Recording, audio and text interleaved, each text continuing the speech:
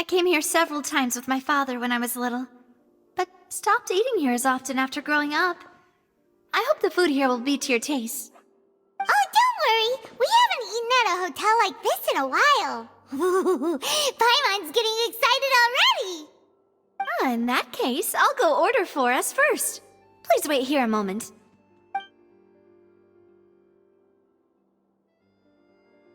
Ooh, everything looks so good. People in Fontaine sure know how to enjoy life. Why, of course. Go ahead, try whatever you like. If the food's good, I'll make a group reservation for the rest of Spina di Rosula next time. And if it's not?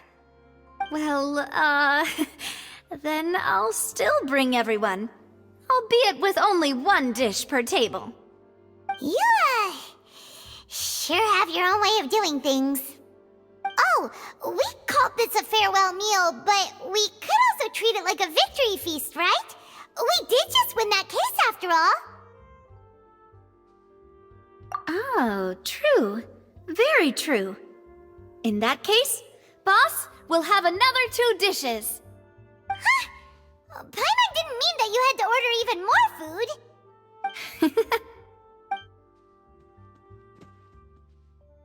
Speaking of cases, do you think that the mastermind behind the serial disappearances will get caught soon now that this has all happened? Well, we've certainly taken a big step forward, but I feel that's about it. We know that there's an organization that means to dissolve these young women, but we still don't know what they are really after. If it hadn't happened right in front of us, Paimon wouldn't have ever believed that a person could be dissolved like that. Right? Yet it was because this was such a preposterous notion that the investigation could never really move forward before. Ugh. If only that guy could have finished speaking! We were so close to hearing who was behind it. In such investigations, even the smallest step can seem like a yawning chasm if the trail of clues is cut off. To be honest, I don't have high hopes for any follow-up that the authorities might conduct. It's not that I don't have faith in their ability, it's just that a different perspective is required in some matters. It's easy to guard against and deceive a single narrow perspective. A shift in thinking is required at such times in order to produce a breakthrough. Which is exactly why the Spina di Rosula exist. Those highfalutin folk are not all-knowing. That's why we exist. To seep into the cracks where filth falls through, where their watch fails them. That's the kind of problems we solve. Seems Paimon thought things were simpler than they actually are. It's all right. Well, this was supposed to be a farewell meal, so I doubt you have further interest in this business, right? Let's talk about something else. Like, what are your future plans? That's true. We didn't have a chance to speak to her after the trial ended. It didn't really seem like the right time or place to do it anyway. I see. So, your primary objective, which has been foiled so far, was to have a chat with the Hydro Archon. I've heard that there's a long line of people waiting to meet Lady Furina. I suspect you'll be waiting for quite a while, considering that you missed your chance today. Yeah, we've heard that she's super popular here in Fontaine, and that it'll be tough getting any of her time. Well, would you consider some more, unique ways? Perhaps even methods of, let's say, questionable legality? Guess that's Spina di Rosula's boss for you. Chock full of sketchy ideas. Well, what did you have in mind? Well, one way would be to infiltrate a performance troupe at the Opera House, only to abandon your act at the play's climax and ask to speak to her after the performance. I'm sure Lady Furina would be eager to see the ending, and would agree in order to finish watching the play, don't you think? Could you suggest something a little more practical? This plan seems pretty hard to pull off. We'd have to go learn how to act, and acting's really hard. All right, Here's another. Find a way to conceal yourselves under her bed. Then wake her up in the dead of night and demand answers. Don't let her go back to sleep until she answers all your questions. I can personally testify that this one works. When I'm sleepy, I'll do anything as long as I can finally get some sleep. That might work, but that's not really the problem. The problem is we don't want to get ourselves arrested. Ah, valid point. I overlooked that part. I was just thinking about leveraging a person's desire for sleep. All right, no more joking around. Perhaps you could... Oh, I don't know. Cut the line when she's on a break. You did defeat her in court, clearing citizens of hers from false accusations. False accusations she had nearly upheld personally.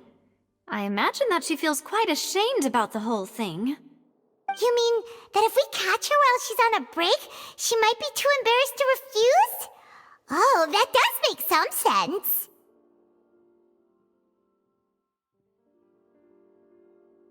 Why don't we give it a try after this meal? You know, strike while the iron is hot and all. Huh? Paimon, did you drink my Fanta? Was this your drink?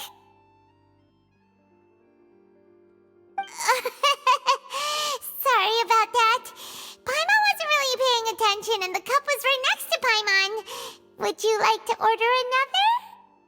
No, it's fine. We're just about done here. Alright. Honestly, Paimon wouldn't recommend Fanta anyway. It tastes kind of salty and icky.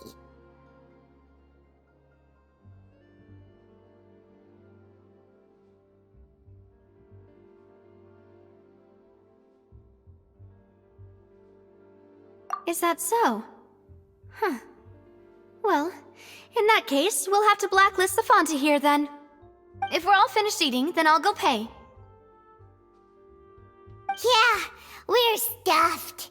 Thanks for the treat, Navia. Oh, so full. Paimon can barely float anymore.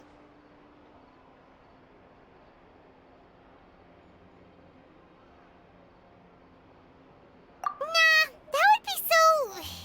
normal. You know, like you. Okay. As for expenses this month, we're left with... Hey, Navia! What are you doing over there? Oh, nothing. It was just a meal, you know? Nothing the Spina di Rosula can't cover.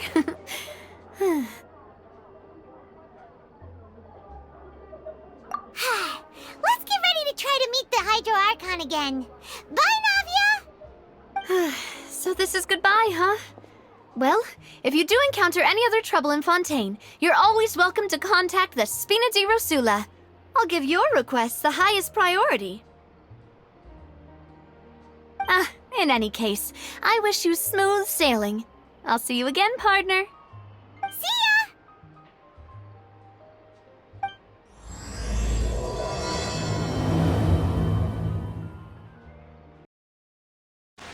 There aren't many people around anymore. Looks like that boat we took to Araneus might have been the last one. Vacher. Looks like we're back here again. Huh? Traveler? Are you hearing voices again? Ugh. That's kinda spooky. Are you sure we don't want to come back in the morning? Vacher.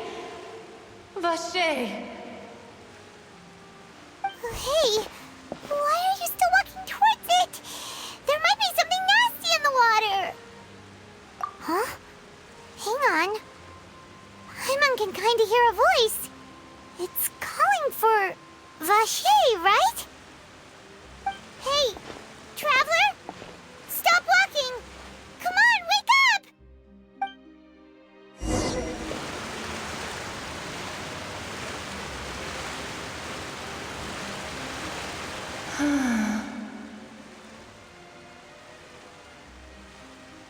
Vacher, are you... my dear Vacher? No, wait. You seem to be someone else. Do you know Vache? Do you know where my love is? Wait. Who am I? I'm very sorry. I fear I do not know. My memories feel like they have been washed away like a flood. So many fragments dissolved amidst the tide, never to be recovered. How much have I lost? How many things that I once held dear while on land have I since forgotten?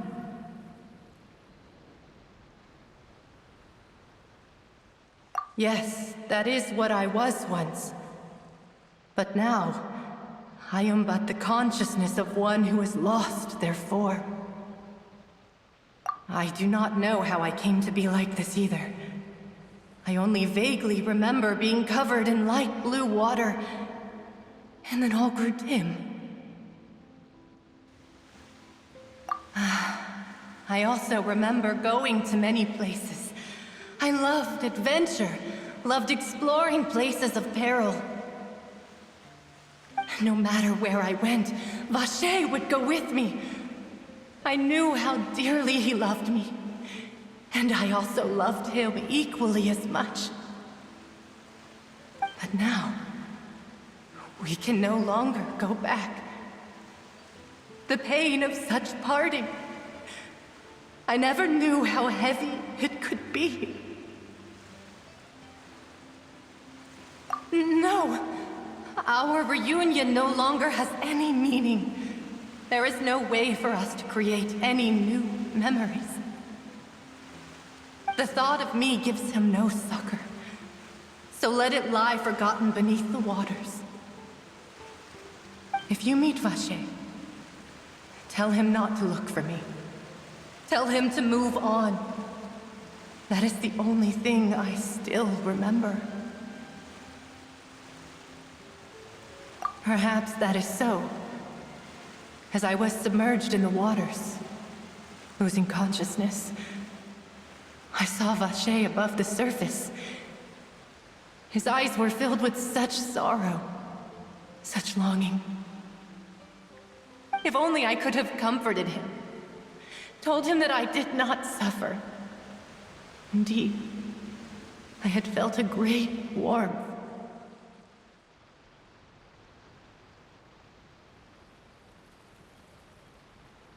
Is that what you call it? Dissolving? If anything, I consider it a form of release. It was a state of neither fear nor frenzy, with only an endless peace, like the water's still surface. I could also liken it to being a thirsty person who drinks water for the first time, and only then sees how they have lived for so long in a world of endless want and anxiety.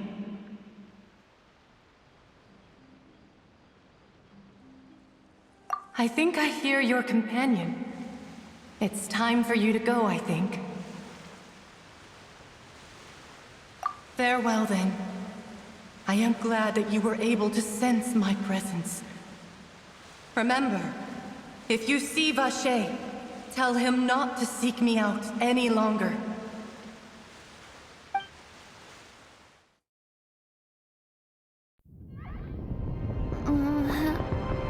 Wake up! Come on, hurry!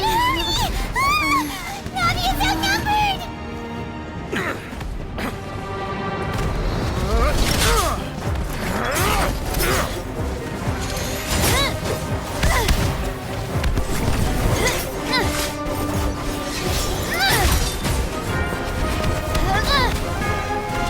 Demoiselle, look out!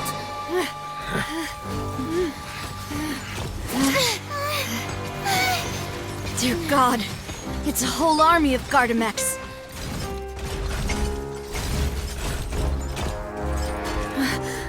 Clorand?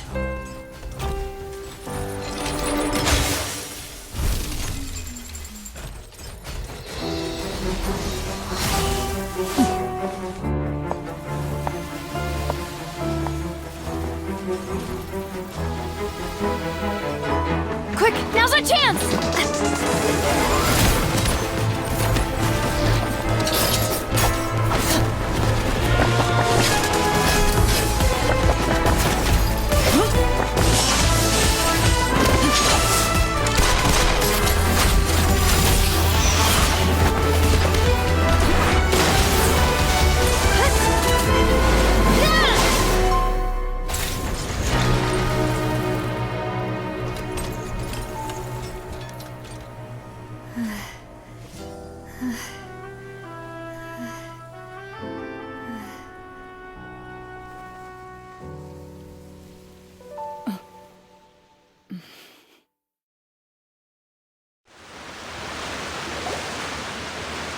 I should thank you for lending us your sword there, Clorinde. But before I do so, could you explain how you managed to show up here? I followed you. It seemed to me that danger has followed you more closely as of late. I believe that following someone without their knowledge is actually called stalking, is it not? Mr. Callus's last wish was for me to ensure your safety, and I will not betray his trust. He would do the same, were he alive today. Do not speak of my father! Sorry, demoiselle. I was not strong enough. Thank you for your aid, Miss Clorinde, but do keep an eye out for your manner of speech. I believe we all wish to avoid unnecessary emotional harm. Sorry, I did not consider your feelings. Whatever. What else do you know? How did you come to the conclusion that I'd be in grave danger? I doubt I know much more than you, but I believe that the mastermind behind the serial disappearances is very powerful. Your performance tonight will almost certainly attract their attention. I'm sure they've known about me. To be honest, I'm shocked it's taken them this long to act against me. And what about these Gardamex? I thought only those associated with the Maison Gardiennage could control them. None of these mecha have serial numbers. I was sure to check a moment ago. They are not the ones used by the authorities to enforce the law.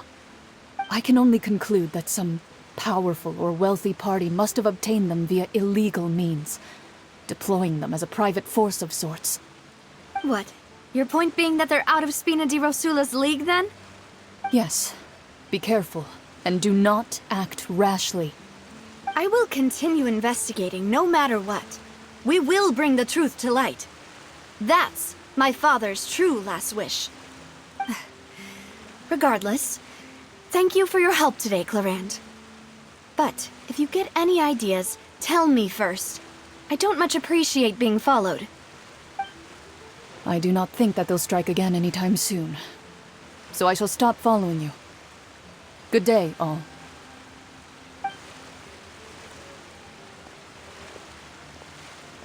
Right. I suppose that's the best news we've gotten today. Demoiselle, I believe that Miss Clorinde was being sincere with you. If we tried, we could attempt to thaw relations a little. I know, she's... Oh, thank goodness! Paimon thought we were done for! Those Gardamex came out of nowhere while you were unconscious, and Nadia and her gang saved us!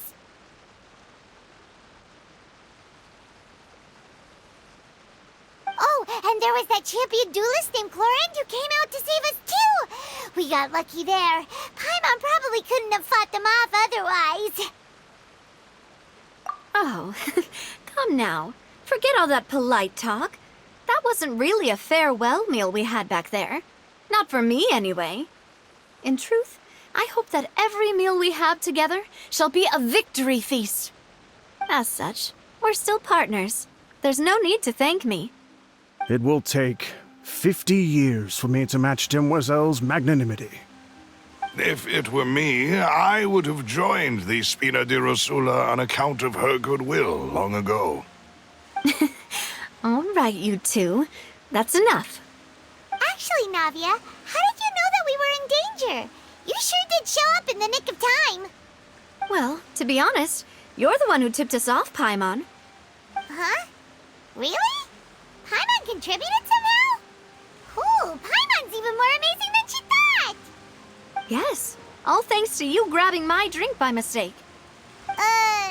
How did that help?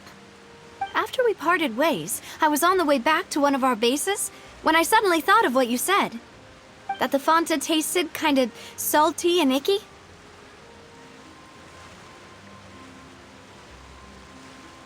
Fanta only comes in sweet flavors, so how could it have tasted salty? The color of the drink, if I recall, had also been a bit off. So the Fanta had been spiked with water from the primordial sea? Yes, so if you hadn't drunk that cup for me... Spina di Rosula is preparing the grandest of awards for you as we speak for saving the boss. Huh. Really?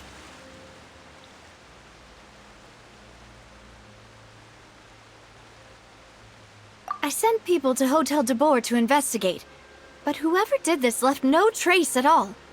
That's when I figured out that you might be in danger and hurried here as quickly as I could. But why would they go after us too? All we did was defend Linny in court and help clear his name. Ugh, now we're caught up in this mess too, aren't we? Well, you did foil a plan that they were probably pretty proud of, and almost got their name in the process. Speaking of which, did anything strange happen when you drank the primordial seawater? Well, it can't be coincidence that the traveler fainted just now. She said that she heard that voice calling for Vache again. Oh, and this time Paimon heard it too, but it was real faint. Does this situation have to do with the primordial seawater then? Does that mean the primordial seawater raises someone's sensitivity to hydro when it's used on people who are not from Fontaine? That doesn't sound like too much of a bad thing, to be honest. New intel? While you were out cold? Well, let's hear it, shall we? Oh, that is important. Vache. That name doesn't ring a bell. I suppose he hasn't stepped forward as a witness in court lately. Since he saw that young woman dissolve, he was at least at the crime scene. But he never gave testimony or any information regarding people dissolving in the primordial seawater. Could he have been threatened? Yes, thank you. This is very important information indeed. We will continue to investigate. Oh, you mean you'll help us investigate? Well, you did say that our farewell meal didn't really count. That means we're still partners, right? And besides, we're in this now whether we like it or not. You're not gonna let those people who targeted us get off the hook so easily, are you, Traveler? Demoiselle, do try not to look quite so pleased. You are the face of Spina di Rosula, after all. You talk too much. Well, in that case, let's head back to one of our bases, shall we? I'll arrange accommodations for you. We also have some plans to go over, and hopefully we can deepen our bonds as partners. But we'll take that one step at a time, I guess. Don't worry, you two. With us around, our base is definitely secure. It's right up ahead, but let's make sure we weren't followed first. I've been keeping watch, Demoiselle. I haven't spotted anyone suspicious thus far. Very good. But let's not let our guard down for now. I shall find rooms for our respected guests. Thank you, Malus. Now, let's continue, Traveler.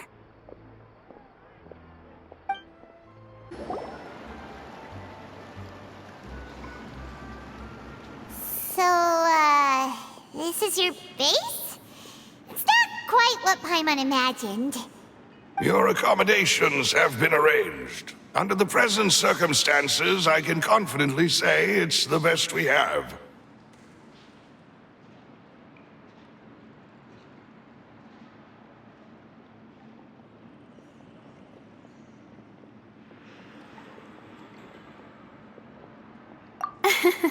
Well, our funds have been a little tight lately. After all, we don't allow illegal or unethical profiteering. In fact, our funds often come from citizenry who support us.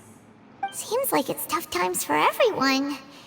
But if you have the support of the people, that does sound like it's worth it. To be honest, our financial situation was a lot better back when my father was in charge a few years ago. I'm afraid I'm not quite his equal. Your father... He was the previous boss of Spina di Rosula, right? How did he... Demoiselle, if you'll allow me to explain. No. I'll explain it myself. I suppose I couldn't run from this topic forever. And as partners, this is something I hope they can understand. My father's name is Callus. Yes, the same one they call Callus the Unfaithful in the streets.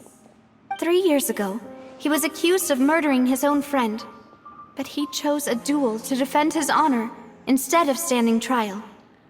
He died in the duelist's ring. Oh no. But I do not believe my father was a murderer. I'm sure he was set up. At the time, I believed that if he only stood trial and was duly investigated, something amiss would crop up and prove his innocence. But strangely, he not only requested the duel himself, but rumor has it that even after being seriously injured, to the point where he could be deemed as having lost the duel, he refused to surrender, determined to die in the arena. 3 years later, I still don't understand why he did that.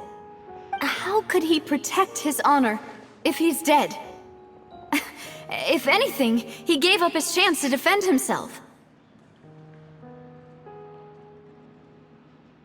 The closest piece of info I have is that my father had been investigating the serial disappearances case at the time of his death. Ah, so that's why you're so determined to get to the bottom of that case. That's right. I've also tried to investigate the murder my father was implicated in, but I haven't found a single new clue in my countless reviews of the investigation records. However, I believe that if the murder case is related to those behind the disappearances, they must know something. I must know what really happened. Was my father coerced? Framed? Even if he really did kill his friend, I must get to the truth. If only he'd been more open with me when he was still alive. He even hid the fact that my mother died due to complications when giving birth to me. And now, here I am investigating his death. You really are a handful, aren't you, Papa?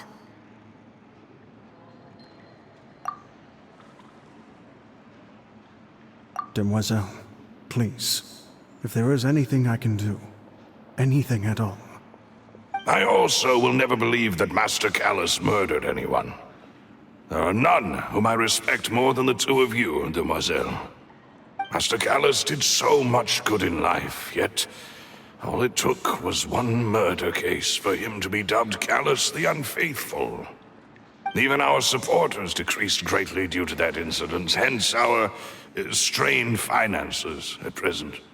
Wait, if Callus was such a good man, wouldn't people at least be a little suspicious when he was accused? No. Perhaps people just revel in that kind of drama. It's not something exclusive to people from Fontaine, really. Everyone's like that.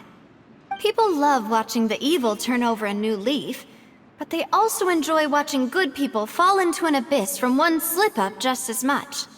But how could... never mind.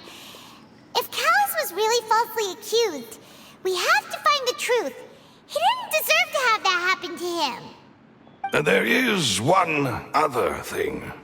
Master Callus's opponent in the duel was Ms. Clorinde. Oh, her? Well, then, isn't that as good as saying that she was the one who killed him?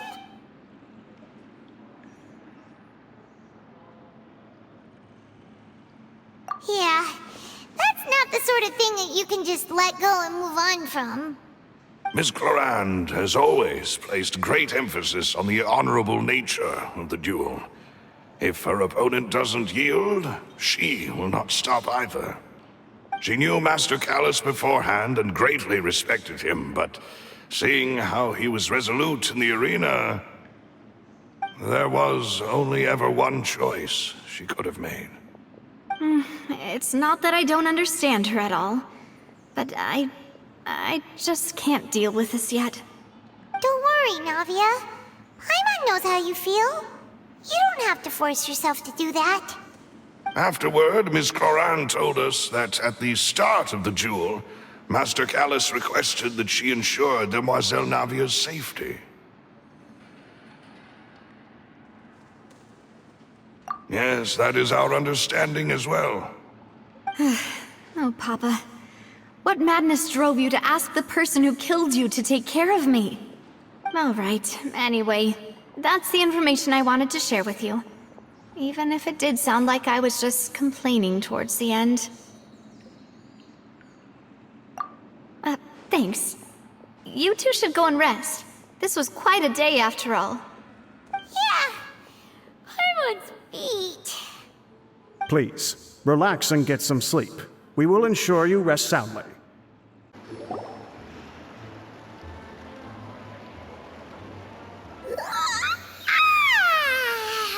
Paimon slept so well. This place feels almost too safe. Huh? Navia? Where did the other two go? I sent them back to Poisson. It's Spina de Rosula's place of origin, and where we have our headquarters. There's not much for them to do here at the moment. Paimon gets the feeling that you're just trying to get them off your back. But never mind that. When did you get back? Were you waiting here the whole time?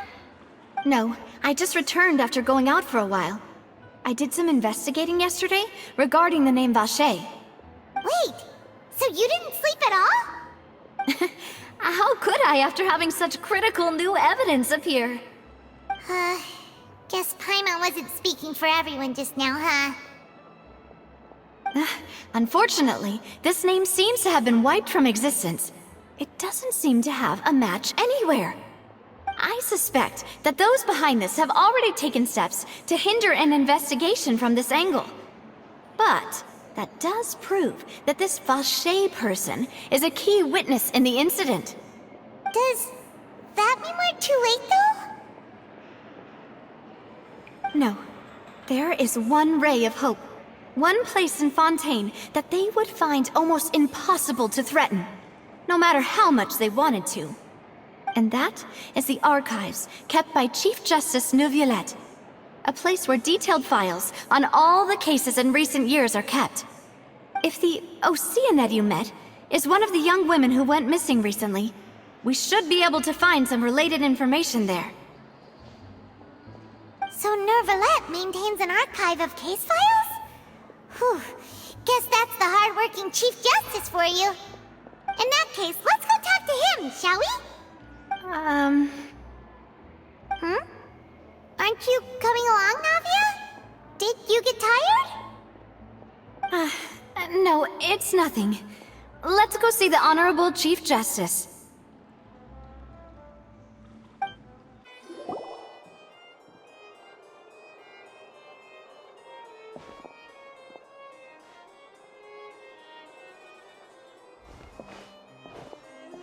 Halt! Please state your business here. The Chief Justice is presently occupied with official matters. This place does look pretty heavily guarded. Guess that proves that Neuvillette's files are really secure. Hey, don't you recognize us? Huh? Who are you? Just to be clear, I don't care who you are or who you might be related to. Our rules make no exceptions. See? They've got great discipline, too. Yep. Paimon can tell. If you're here just to crack jokes, I can point you towards the exit. Unlike some, we're busy, so please leave if you don't have a reason to be here. No. What I meant to say is, shouldn't you remember us from a few days ago? We were at the trial of the great magician Linny. Oh, yes, I remember. I read about it in the Steambird. You must be Linny's attorneys. It's all coming back to me now.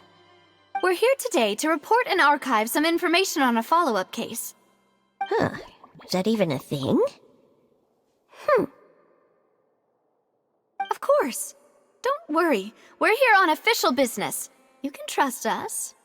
All right then, I'll let you through. The Chief Justice is just inside. Ah, thanks so much.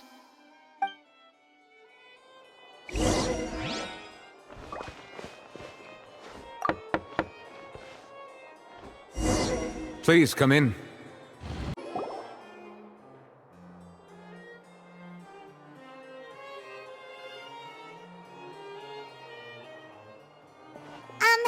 Sorry to barge in, Monsieur Nervalet.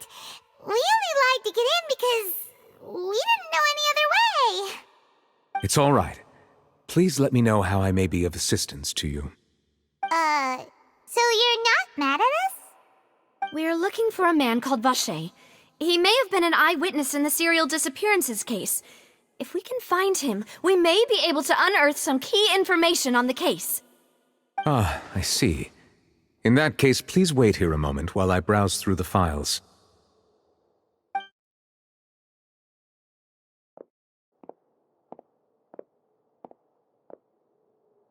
Who knew that Nervalet would be so easy to talk to?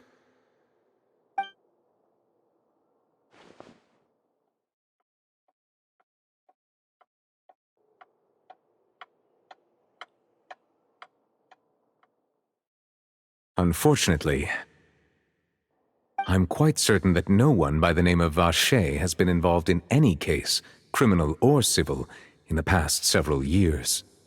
There are no records of him either in the files or in my memory.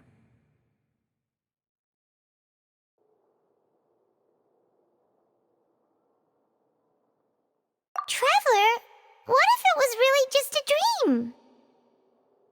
Is that so? All right then. Thank you so much, Monsieur Neuvillette. We'll take our leave now. Ahem.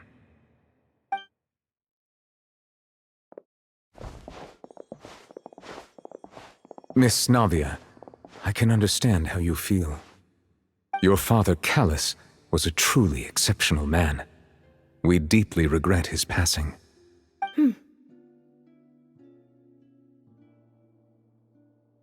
And what are you trying to say, Monsieur Neuvillette? Are you trying to console me? Extend your sympathy? Or just express some tendril of regret? No. You are not trying to do any of that. I can hear it in your voice. There's no emotion behind your words. You only said those things because you felt like you should.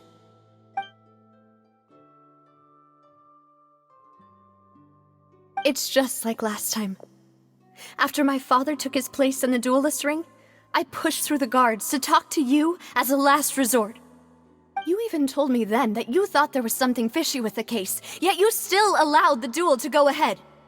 In your eyes, the value of a human life is nothing compared to those cold laws you hold so dear.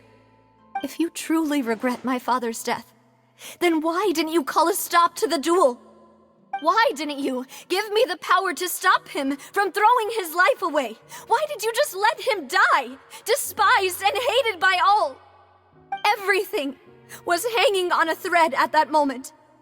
Just the tiniest effort could have changed everything. There are still so many things I never got to tell him. So many questions he still owes me answers to. If you really have no heart, then just look me in the eyes. I, Navia, will show you the true meaning of regret. I'm sorry, Miss Navia. You and my father are truly alike. You keep all kinds of things in your heart and never say a word to anyone. It's not so much that you can't feel, but that you would never express anything. Oh well. In any case, everyone already knows full well the apathy of the Chief Justice. My apologies for taking my emotions out on you, Monsieur Chief Justice. Let's go, Traveler and Paimon.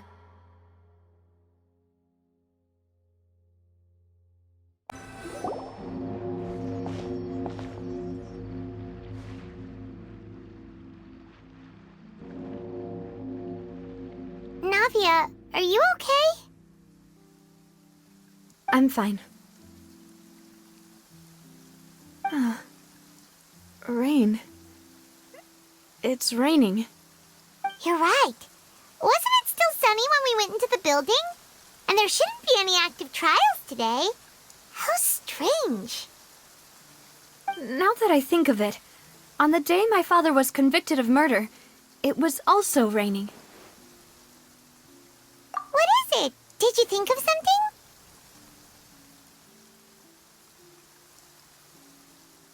Yeah, he was outside.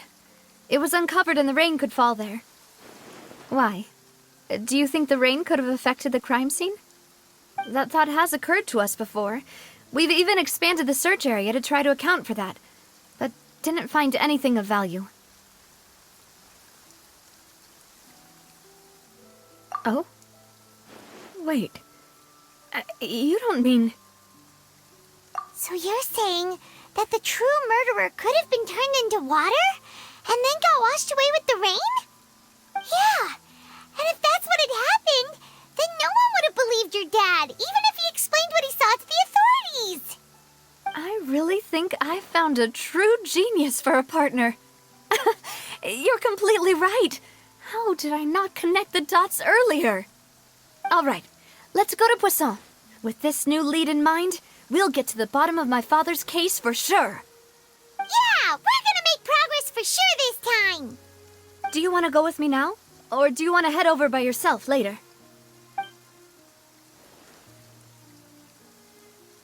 All right, then I'll wait for you at Poisson.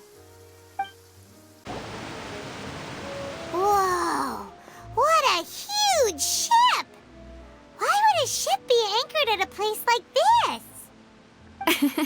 There's no need to be so surprised. While it may look like a ship, it's actually Spina di Rosula's headquarters. My father was the one who asked for it to be built like this. Perhaps our taste in exterior design is the only thing we occasionally had in common. A gigantic and glamorous ship embodies discovery, opportunity, ambition, and conquest. It symbolizes Spina di Rosula's bright and limitless future. And Paimon thought you were bluffing when you said Spina di Rosula had a glorious past. Paimon was confused why a group with such a history would live in the sewers. But now that Paimon has seen this ship for herself, she's been convinced. Well, Poisson is where Spina di Rosula began, after all. It's our main base, our home.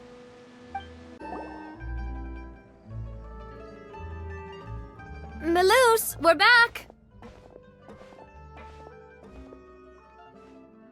Apologies for the wait, demoiselle, and our most important partners. You said before that you still had some business at the court. What brings you back to Poisson so quickly? About that. It's because my partner here reminded me of something really important. You see, what if my father's case had something to do with water from the primordial sea? You still remember, right, Melus? On that night, it was raining? Yes, the case was quite similar to that of Mr. Linney's. Both were what you'd call impossible murders. Could you tell us a bit more about what happened before? Yeah, of course. Many years ago, something called synth began to gain popularity in Poisson. At a glance, it was a kind of drink that could excite your mood and produce many pleasant hallucinations. Wait! Didn't that guard guy who turned into water also mention that the primordial water could be used to produce some kind of potion? Yes, he did. Considering what we know now, it's almost certain that synth is created using water from the primordial sea. If you drink synth for an extended amount of time, you'll suffer many side effects, such as losing the ability to focus or control your emotions. And if you were to stop drinking it completely, you'll experience flashes of paranoia and anxiety while lacking energy to do anything. It's an extremely dangerous substance.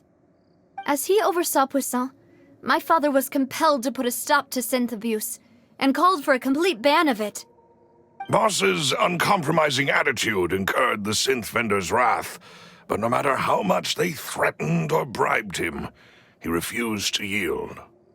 Not only that, Boss became determined to find the mastermind behind the synth operation and put an end to the problem once and for all. Yes, but the enemy was very cunning. So he could never get anything out of the dealers, all of whom only sold the stuff and weren't privy to the rest of the operation. Recognizing that, my father decided to contact the dealers in secret and cultivate personal relationships with them. Finally, he was able to convince someone to become his informant. The man's name was Jacques. He felt greatly ashamed about his work after seeing many families destroyed by synth abuse. That night, my father hosted a banquet at his countryside estate. He planned to meet up and exchange information with Jacques over some food. But then, we heard 2 gunshots from the courtyard. We raced to the scene and found my father, still holding a gun, and Jacques, who was already dead on the ground. Huh? How did that happen? Aren't they on the same side? Sounds just like Lenny's case, doesn't it? In both cases, the culprit seemed obvious, but neither appeared to have any motive at all. Looking back on it, though, I now believe the most important clue was something we all overlooked at the time. There were pieces of clothing left at the scene. Precisely. It's all thanks to you that I made the connection now. Back then, we all just thought they were some costumes that Jacques used to disguise himself at the banquet. But, considering it now, it's almost certain that they belong to a third person at the scene. With one extra person, we'll also need to reconsider why the 2 shots were fired.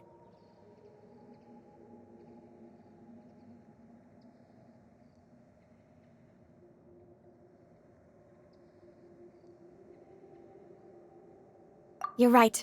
We still don't know what happened. But my intuition tells me that we're on the right track to figuring it all out. I'm finally headed towards the truth. Jacques was an empathetic man who was infinitely remorseful for his past actions. It's unlikely that he turned on Boss with 0 warning. I think this third person is probably the key to the full truth. On that note, however, even though this will not please you, demoiselle, as your and your father's butler, I must still offer a word of warning. Our opponent is insidious and cruel. They are extremely difficult to deal with, and Boss has already lost his life trying to bring them to justice. Even though Spina de Rosula has lost most of its former glory, Poisson has welcomed a new time of peace, and we have been allowed to live out our lives. There is no need to follow your father's path. It would be both wise and in line with Boss's wishes to step back and give up on the case. If that's indeed what he wished for, then he should have told me that himself. Was I not the closest person to him? And yet, I was the one most kept in the dark. What was the point of him dying without sharing any of the secrets he knew? Did he manage to protect anything in the end? Synth is still here. Callus the Unfaithful is still his epithet. And Spina di Rosula is barely getting by. Nothing has changed. Did he think I'd just accept his meaningless death and live out my life just as meaninglessly? I've never accepted that, ever. Not since that day, and certainly not now. I want to find out the real answer for everyone's sake. For the missing girls, for the victims, and for myself. Navia. This is indeed the best moment to act. Your partner appears to be quite reliable, and more importantly, demoiselle, I think you're also ready to take this on. So you do know something else, Malus? Yes, I do. In fact, even before that banquet, Boss already knew of the connection between Synth and the serial disappearances case. But what drove all the tensions to the boiling point was the revelation that you, Demoiselle, had been selected as the next target to disappear. What? Boss also didn't tell you that he had been diagnosed with a rare illness. The doctors told him that he had no more than 5 years left to live. And the serial disappearances case caused him great anxiety. 5 years was nowhere near enough time to resolve this long-standing conflict, but once he passed away, all the danger would pass on to you. Knowing all of this, he decided to use one final intimidation tactic before his death. He claimed to have already gotten his hands on some key incriminating evidence for the other side, and even told some members of Spina di Rosula about the details. But as long as you remained safe, he would not share the evidence with the public. If something were to happen to you, then he and all those he told would immediately expose all they knew about Synth and the disappeared victims. Right, so nobody would be able to get off scot-free. As we've seen, Boss's tactic has worked.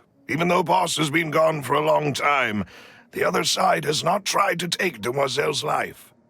No, I don't believe it. He never appeared to look sick to me. No father wants their daughter to see them weak and haggard, especially someone as proud as Boss. To him, dying in a duel and suffering lasting dishonor as the unfaithful were still far preferable than losing face in front of his daughter. So he chose to die in silence, so that he could protect me. I'm afraid you're not understanding this correctly, Demoiselle. What Boss wanted to hand to you was not a parasol, but a sword. If Boss's spirit could hear you telling me that you want to find the answer for the sake of everyone involved, I'm sure he'd be extremely proud. That fool. Couldn't he have just given it to me straight? No. He might have set up everything precisely because he never thought I'd be able to understand him. Is that the amount of confidence he had in me? And what if I was never able to make it to where I am now? Yeah. I suppose that's true. With the way he'd set things up, if I had wanted, I could have just lived out my life without a care in the world. But thankfully, he rarely talked to me about complex matters, and thus understood little of me as a person. In this case, he really didn't need to give me an easy way out. Malus, what was the key evidence that he shared with you? It's the location where Synth is produced. Essentially, it's the enemy's headquarters. When he was threatening the enemy, Boss didn't share the specifics of the incriminating evidence he found. But if you want to use it against the enemy, you'll still have to take several things into consideration. Why? If we know where the place is, can't we just go storming in? You mustn't forget that we're fighting against a mysterious and dangerous organization that's been in operation for decades. There's no telling what might be lying in wait at their headquarters. We also have no idea what kind of evidence we may be able to find inside, nor what people we may be able to capture. But a single visit to their headquarters would be tantamount to a formal declaration of war. The worst case would be that we leave empty-handed, but also open ourselves up to full retaliation. Then, in that case, why not work with the Fontaine authorities? Well, you saw one of them dissolve during Mr. Linney's case. We have no idea just how thoroughly they may have been infiltrated. That's true. Seems my father really had no choice. But things are different now. It should be a lot easier to prove the other side's guilt, now that we've connected Synth with the disappearances case. You sound like you've put a lot of thought into this, Malus. I am the butler, after all. I live but to serve the boss and Demoiselle's will. I've always been willing to take on any kind of risk for your sake. But considering my relative lack of ability, I've spent my time keeping secrets, performing basic investigations, and waiting for the right time to come. Thank you for all of that, Malus. Have you discovered anything new in the past few years? Let me think. One conclusion I came to is that the enemy must be quite familiar with Spina di Rosula, or at least have an informant planted here. When I announced orders to the organization's members on Demoiselle's behalf, I used to deliberately keep a few people in the dark and observe the reactions of the synth vendors. If the vendors didn't change their plans, then the individuals informed of our orders must be innocent. If the vendors packed up and fled, however, then someone must have given them the news. After several rounds of testing and investigative tracing, I've narrowed the suspect list down to 3 people. The first is Florent, Spina di Rosula's senior advisor. Huh? Florent? Yes, surprising, isn't it? He was one of the people Boss trusted the most, which also means that he was someone who understood Boss really well. Thanks to his position within Boss's innermost circle, he always knew our upcoming plans and could thus avoid capture this whole time. There's someone else like him too. Marcel, the head of Confrérie of Cabrières. Uncle Marcel.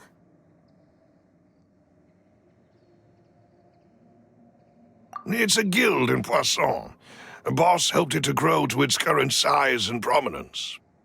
In the beginning, they were only reselling some daily goods, but now they're one of the richest guilds around with a lot of business connections in the city.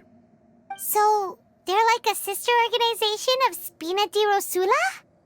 Yes, you can say that. When we were fighting against the synth dealers, they provided us with plenty of support. It's a bit difficult to imagine someone using their own money to hunt down themselves. The final suspect is Thierry, the man responsible for coordinating information between Spina di Rosula and the guards. Although the guards mostly leave us to our own devices, there are still many activities we have to report to the local authorities. Since Thierry is always in the know about our current activities, he could theoretically always plan one step ahead. I see. These are all people who I communicate with quite regularly. To think that the enemy we've been fighting against has been right next to me all along, among those I trust the most. It's almost too hard to believe. If you want to investigate them, please take every precaution to not alert the quarry. Judging from our experience, the enemy is extremely cautious. Of course. And thank you, Malus. You've provided us with a lot of great information. You're too kind, my lady. I'm just doing my duty. And before I forget, proving Boss's innocence would also mean clearing him of blame in Jacques' death. After that incident, Jacques' wife and daughter were taken into the Spina's care. They still live in Poisson today. If it might help, you could also pay them a visit. I can make the necessary arrangements. Oh, thank you so much, Malus. You really are the best. A new case awaits, my dear partner.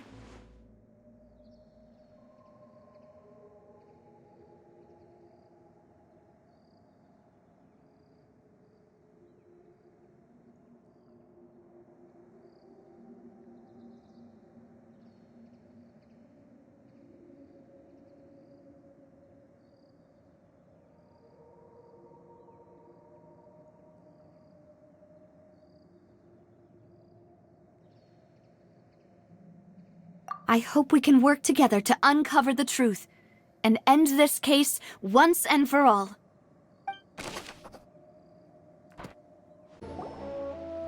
It is settled, then.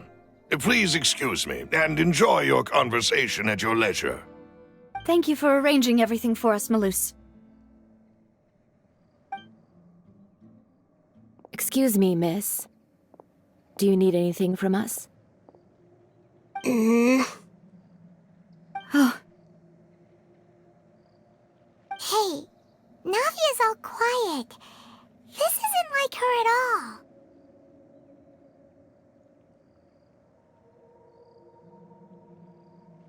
I'm sorry that I only came to visit after all this time. After what happened, I didn't know how I was supposed to face the two of you. Ah, if it's about that, there's no need to apologize. After my husband died, Spina di Rosula sent us a lot of mora and support. I understood your guilt and apology to be genuine. But aren't all of those things nothing compared to the loss of Jacques? I can understand the kind of pain that comes with losing a father so needlessly. You don't understand at all. I didn't know how to face you, because I didn't know what I could possibly bring as a consolation gift. I know only the full truth could bring closure to you, and to all of us. Mm-hmm. I'm sorry. I appreciate the sentiment, but you don't have to carry all that guilt. On the matter regarding my husband, my daughter and I have more or less found our answer already. Would you mind sharing it with me? I really can't believe that my father could ever bring himself to shoot Jacques. I always knew that my husband's money was earned through others' suffering. He told me countless times that if he could turn back the clock, he would never go into the synth business again. He had many regrets, and felt that he took the idea of providing for his family too literally. For the longest time, he thought Mora was everything. So when Mr. Callis came to him with a proposal, he accepted it almost immediately. He tried to be as careful as he could, but even so, he was still found out by the higher-ups. They found out about his betrayal? Papa didn't say that exactly, but Papa did tell me that I should never be ungrateful. Before he left that day, he told me that he had no choice. It was only later that I realized it was his final farewell to the two of us. I don't know that for sure, but you could say that's the conclusion I eventually came to. Which is why I'm the one who should feel guilty. Callis had always taken great care of us, both when he was still alive and after he passed away. Even if he fired the shot that killed my husband, it was likely in self-defense. It is impossible for me to hate him for what he had done. But Mama, why is Papa still the bad guy if he did the right thing? Papa always wanted to be a good man, so why did he have to do a bad thing in the end? Well, things aren't always as they seem. You still feel like your papa was a good man, right? Yeah, Papa was a really good man. The best in the whole world. Then you should hold on to that. If a good man had to do a bad thing, then he must have had his reasons. Regardless of whether he left you a parasol or a sword. He must have done so to give you a better life. Oh. Thank you for everything you've told me. I will definitely find the truth. The current state of things is not something I'm willing to just sit back and accept. Thank you. I'm very grateful to hear this from you. Even though your personality is quite different from your father's, your determination when you speak is really similar. You really think so? That's the first time anyone said that to me. Are you okay, Navia? I'm fine. Don't worry. Let's investigate the 3 suspects next.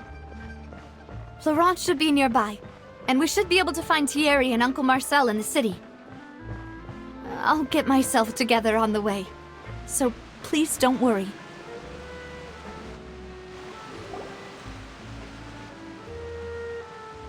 Greetings, boss.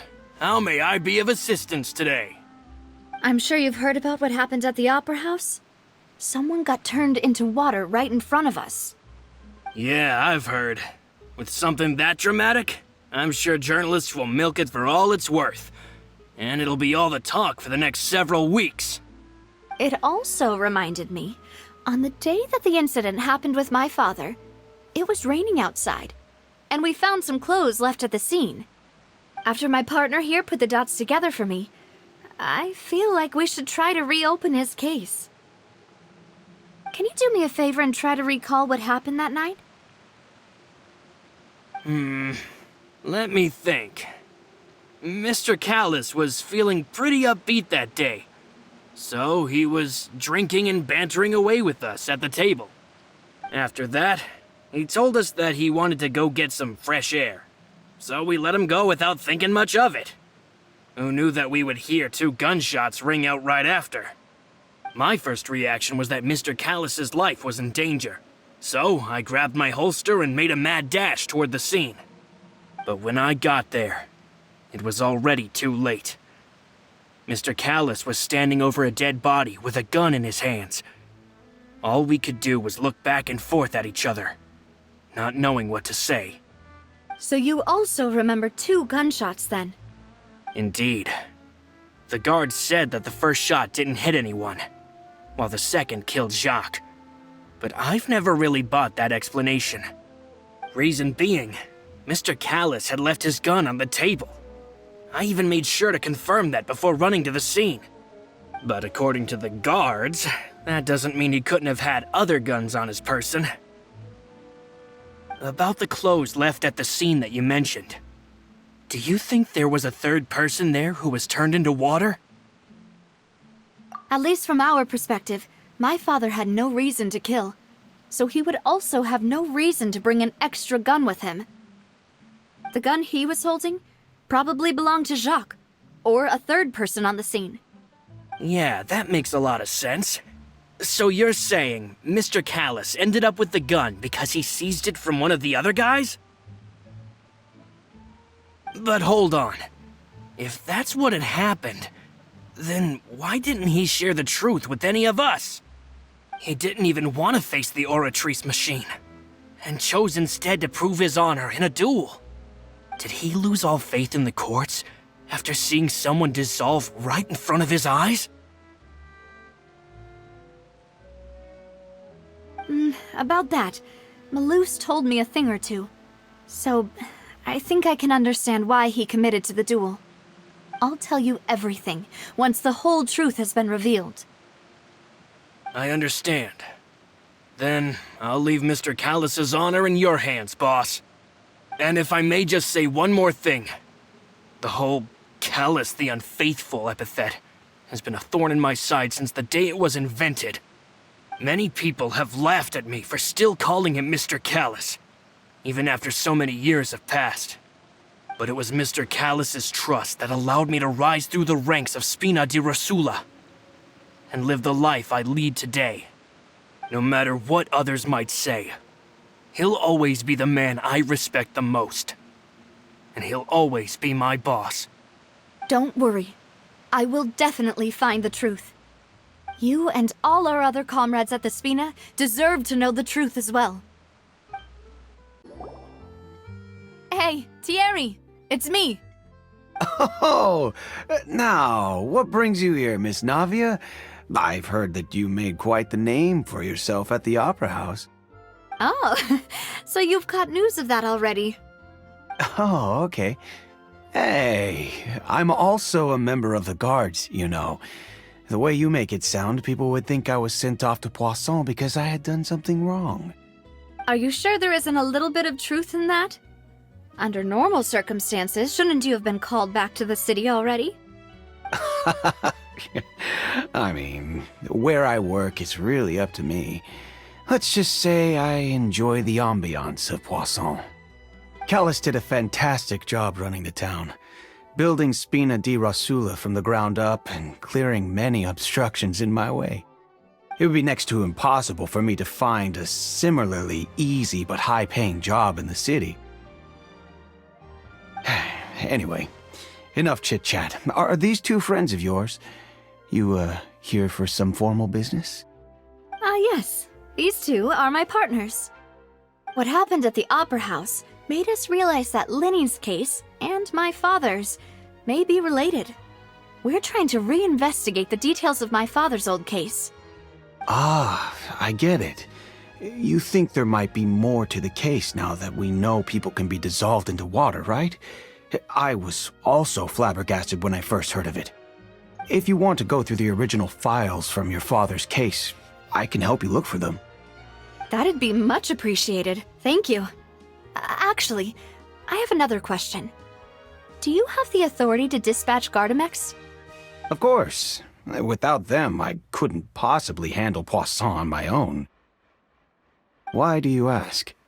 We definitely can't use them to forcefully get more evidence for your father's case. Well, you see, just recently, we were attacked by a horde of unnumbered Gardamex in the city. So, if you hypothetically wanted to do something against me, all you would need to do is get rid of the mecha serial numbers and send them after me. Then you think too highly of my abilities. Dispatching mecha is very different from controlling them. If I had to make an analogy, when you order a dish, the chef will make it for you. You can ask the chef to cook, but not to massage your shoulders or carry your baggage. If you try to make unreasonable demands, the chef would just think you're out of your mind and ignore you completely. The same goes for me and my Gardamex. Removing a serial number is also not as easy as you might think. There are a lot of complex steps to it, and it's almost impossible to keep it a secret. So I can promise you, those mecha were definitely private units. They're certainly not cheap. So, whoever their owner is must be super rich, powerful, or both. Now that you mention it, though, being in the synth business would definitely be profitable enough to afford this. Oh, then you're officially in the clear, Thierry. Oh, well, thank you for the vote of confidence, Navia. Jokes aside, I'd like to wish you all the best with your investigation. I'll be staying in the city for a little while, so just come find me if you need any support from the guards.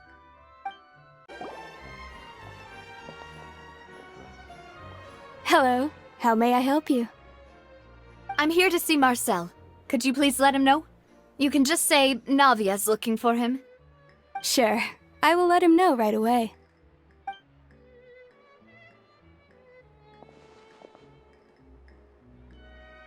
Navia, hello.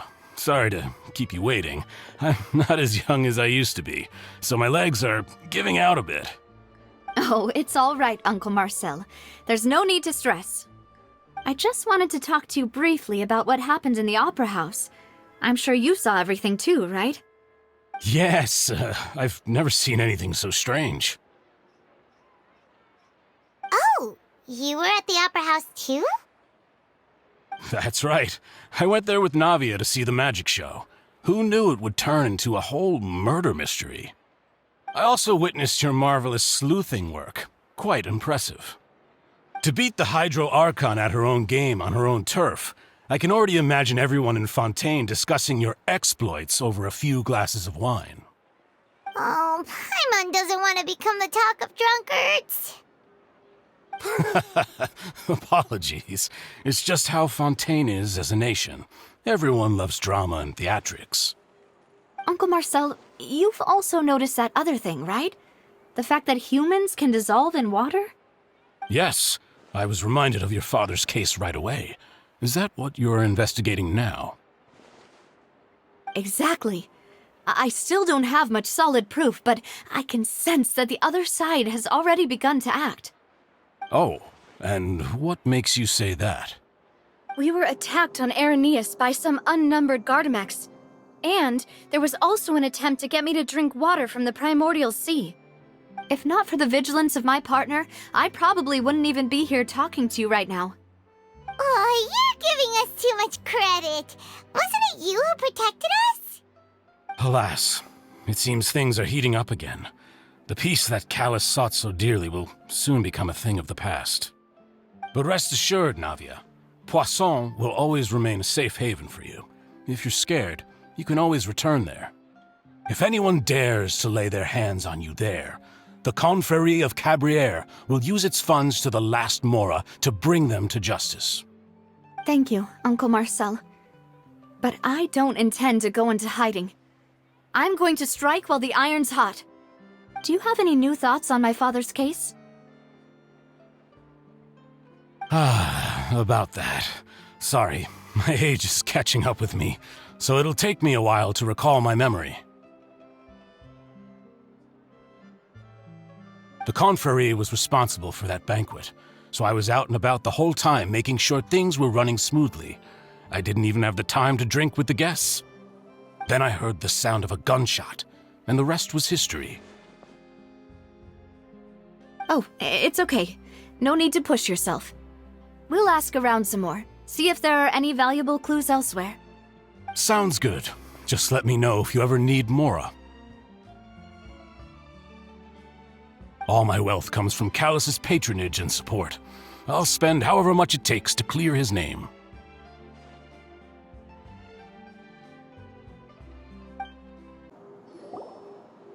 We've talked to all three suspects, purely based on their conversations with me. None of them sounded particularly suspicious.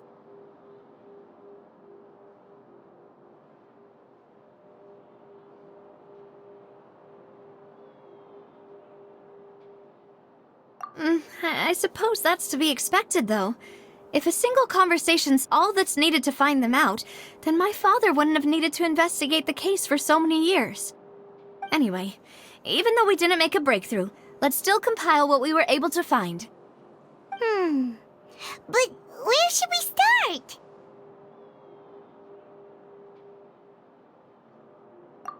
You're right! Flora mentioned that Callus probably only ended up with the gun because of circumstance. That makes sense. According to Jacques' family members, he already told them that he had been discovered, and that he had no choice before he left home that day. If I had to guess, he probably received an order from the synth boss to kill my father. Had he refused, he and his family's lives would have been forfeit. So, Jacques fired the first shot?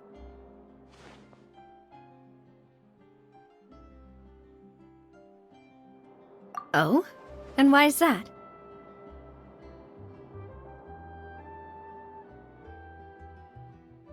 Ooh, that's a good point. Jacques probably already knew that he was just being used as a tool for murder. And once he had completed his mission, he'd be of no more use to his boss. So, what would make more sense from his perspective would be to turn his back on the Order and seek protection from my father.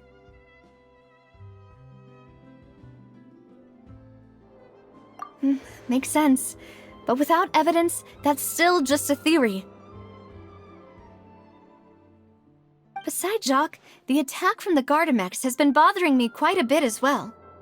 It's obvious that our enemy has become more antsy after the secret of the primordial seawater was revealed.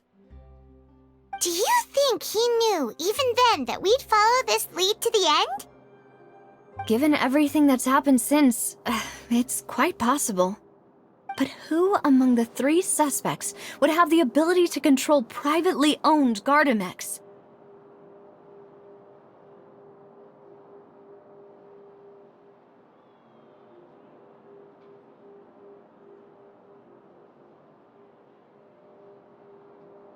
Thierry, you say? It is possible that he's figured out a way to convert the Gardamex for personal use. But I didn't feel like he was lying when he was talking to us about the mecha. I also don't think he'd be able to keep that kind of tampering under wraps. Yeah, had he actually tampered with the mecha, we'd be able to prove it with a simple check of the guard's inventory. If the mecha were taken from the guards, it should be pretty easy to find out when and how that happened.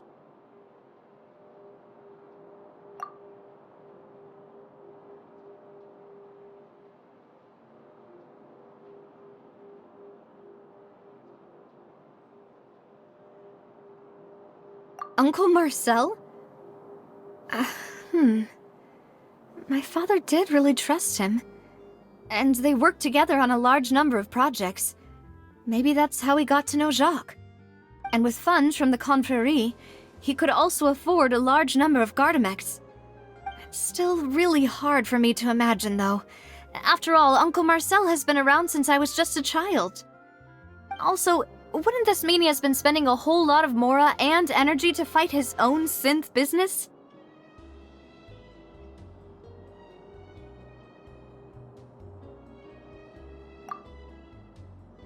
Florent?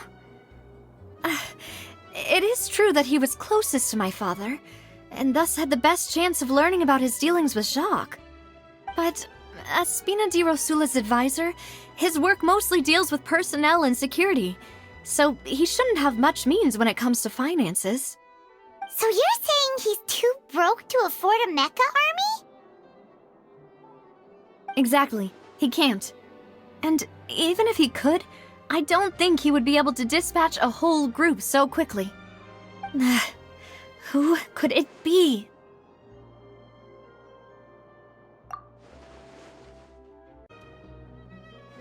You know, if you think everything through, Uncle Marcel is indeed the most suspicious of them all. Could we be missing other suspects? Malus didn't know about the people turning into water thing when he narrowed it down to these three, did he? Malus has always been very reliable, and his judgment of others' trustworthiness has been fair and well considered. When he laid out his case for the three, the rationale he gave me made a lot of sense as well. The suspect is knowledgeable about the Spina's internal affairs, has the means to dispatch Mecha to assassinate us, and possesses significant intellect and foresight. Even if I don't want to believe it, I'm starting to see how things could all tie back to Uncle Marcel. Well, we still have another trump card on top of all the theorizing and speculating.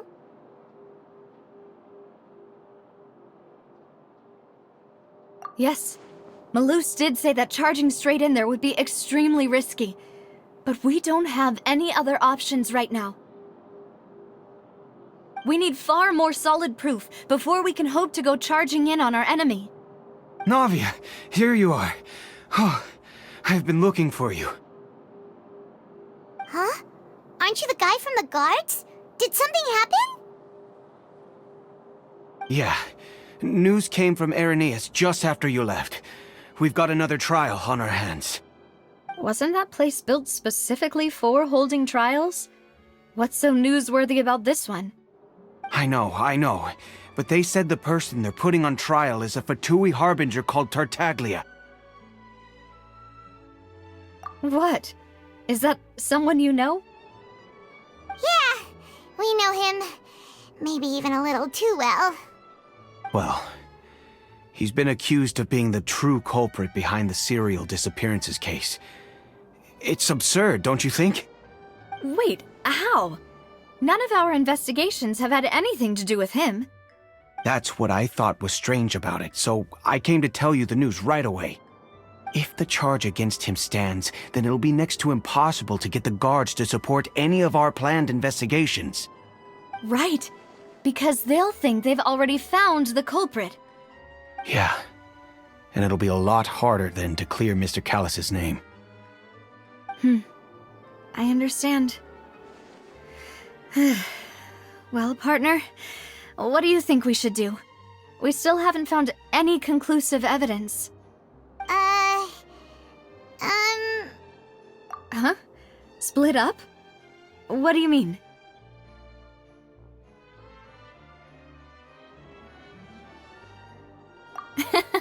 Just as expected of my partner. Since this is a trial about the serial disappearances case, the culprit's attention will be focused on Irenaeus, leaving his home base wide open. You're right. This is our best opportunity. All right then, let's do this. I'll stall them at the Opera House and charge Marcel as the true culprit. I won't have any chance of making that charge stick, though, unless we find more evidence. It'll be up to you to make it back in time and hand the decisive evidence to me.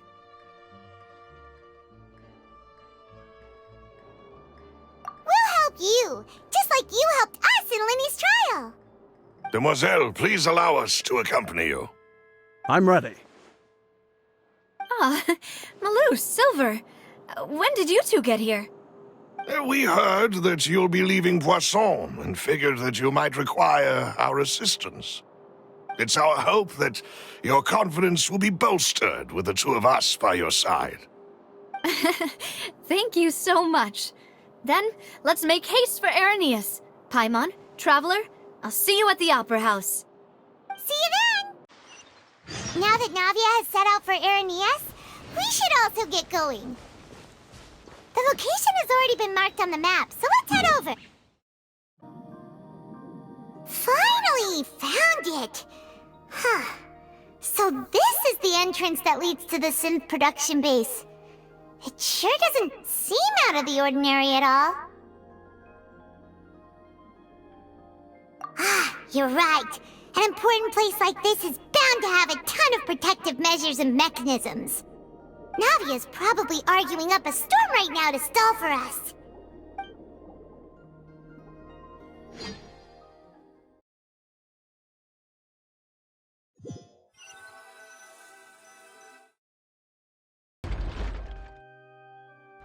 It would appear that I must repeat my question again, Mr. Tartaglia. Do you accept the charge that you are the true culprit behind the serial disappearances case? To be perfectly honest, I don't understand your country's complicated court system, or the reason why I'm being charged with something I've never even heard of. However, I did hear that people who have been charged can choose to participate in a duel to clear their name. Is that right? In which case, as long as I accept the charge, I can have an all-out fight with that champion duelist Clorinde, right?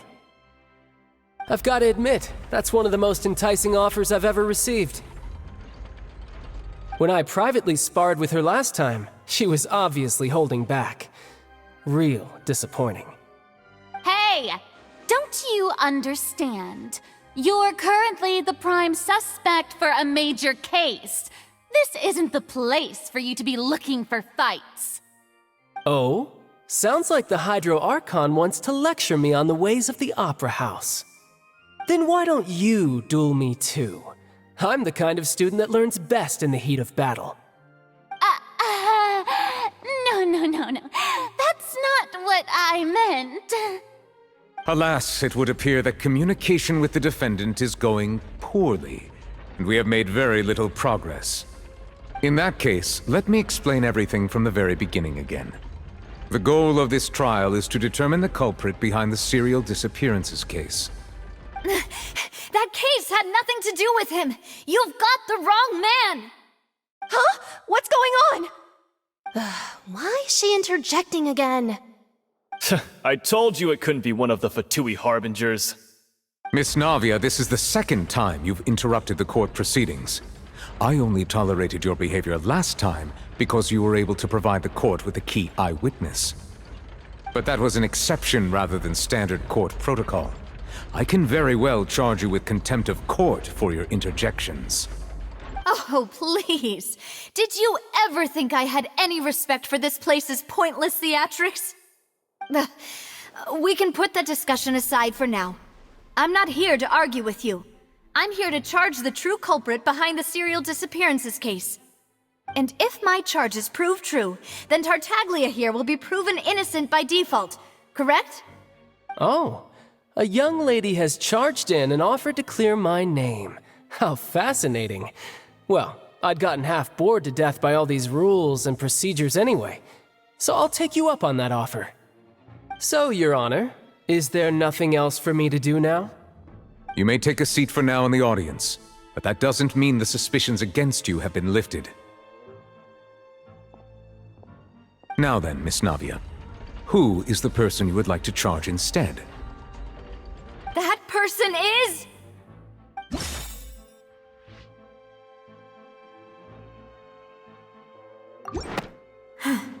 Something's not right. Let me think for a little while longer. Marcel, the head of Confrérie of Cabrières! Huh? What confrérie? Never heard of them in my life. I've heard of them, but Weren't they Spina di Rosula's sister organization? Oh, is this going to be a friends to enemies type situation? Please let me remind you, Miss Navia, that charging someone is an incredibly serious matter. Committing to the charge also means taking on the legal responsibilities associated with it. And if the charge fails, depending on the circumstances, you may also be charged with the crime of making a false accusation. Knowing this, do you still wish to charge this man? Yes, I do. In that case, I declare the charge to be valid. Miss Navia and attorneys, please take your places on the court. Members of the guards, please contact Mr. Marcel right away so that he may stand trial.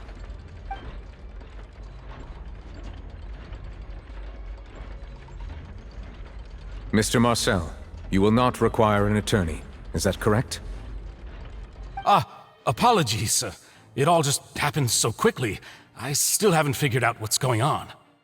I think an attorney won't be necessary. This is probably just a misunderstanding between me and Navia. Very well. In that case, since both sides have now arrived, Miss Navia, please present your charges. I would like to take everyone back to 3 years ago, to the case of Callus the Unfaithful. Only through elucidating what really happened in that case can we connect all the dots for the serial disappearances case. Navia, do you really think that I was the one who killed your father? Come on, why would I do that? Callus was my benefactor, and remember both you and I only ran to the scene when we heard the sound of a gun. If that's enough to make me a suspect, wouldn't that make everyone at that banquet a suspect as well? I think there's no point in getting into the specifics right now. The audience doesn't even have the big picture yet. Even I'm struggling to remember some details of that case.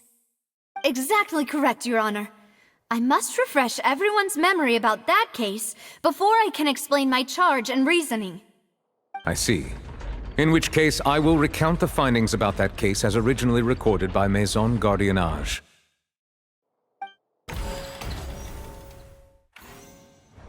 On the day of the murder, Spina di Rosula hosted a large banquet in a countryside estate owned by the Confrérie of Cabrières.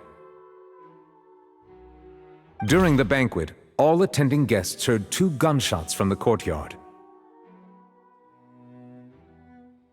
When the guests arrived at the scene, they found the primary suspect, Callus, holding a gun, while his acquaintance, Jacques, lay dead from a gunshot wound. The guards' investigation did not recover any other firearms from the scene. As a result, they concluded that the suspect's first shot must have missed, while the second must have taken Jacques' life.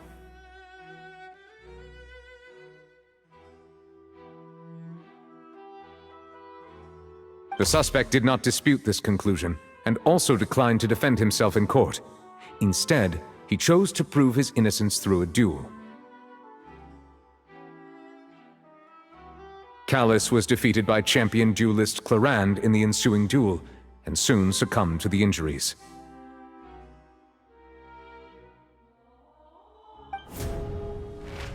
These are the known facts about the case.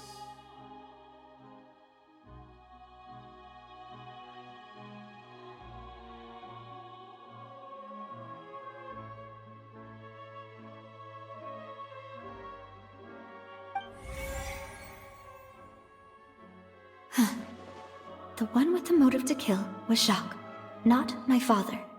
And even so, Jacques still had no reason to pull the trigger. In truth, the third person shot Jacques first, and was shot in turn by my father when my father seized the gun from him. After that, the true culprit turned the third person into water, erasing all traces of him from the scene. Thank you for the summary, Your Honor. Of course, the guard's conclusion appeared quite sensible to us at the time. However, we should revisit the case now that we've gained new information about the abilities of water from the primordial sea.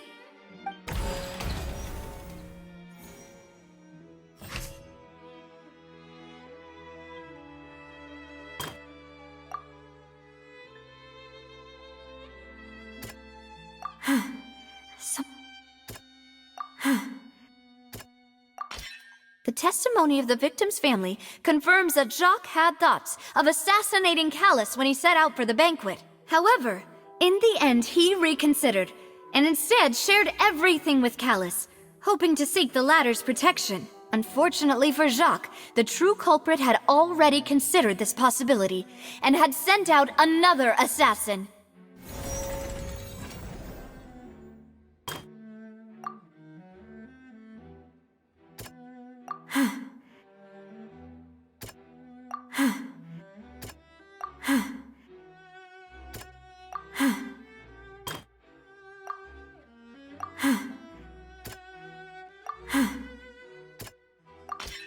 This assassin first shot Jacques, then turned to shoot Callus, only for Callus to wrestle the gun from him and kill him instead.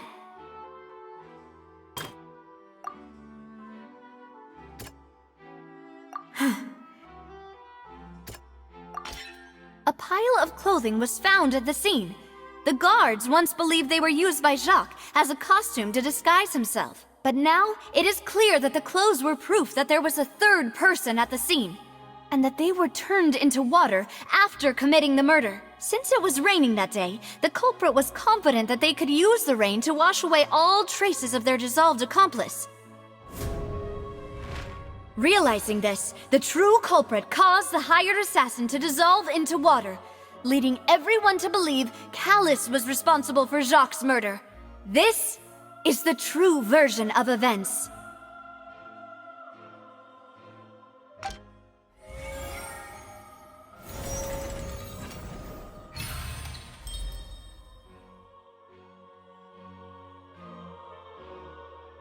Ah, so that's what happened. Wait, you're telling me something as dangerous as water from the primordial sea has been used for all these years? What a great theory. It also explains Callus's and Jacques' respective motives. I guess they didn't shoot each other after all. Mr. Marcel, you are the one being charged with the crime. You should provide a rebuttal if you wish to prove your innocence. Ah, but I think I agree with everything Navia just said. In fact, there was nothing in her speech that directly implicated me. Then, may I ask some questions? In my opinion, we primarily need to determine two things. One, do you have the evidence to back up your claims? I'm afraid not. At least not at this very moment. Boo! If you don't have any evidence, you should just go home! I may not have the evidence with me, but I know where I could go to collect it.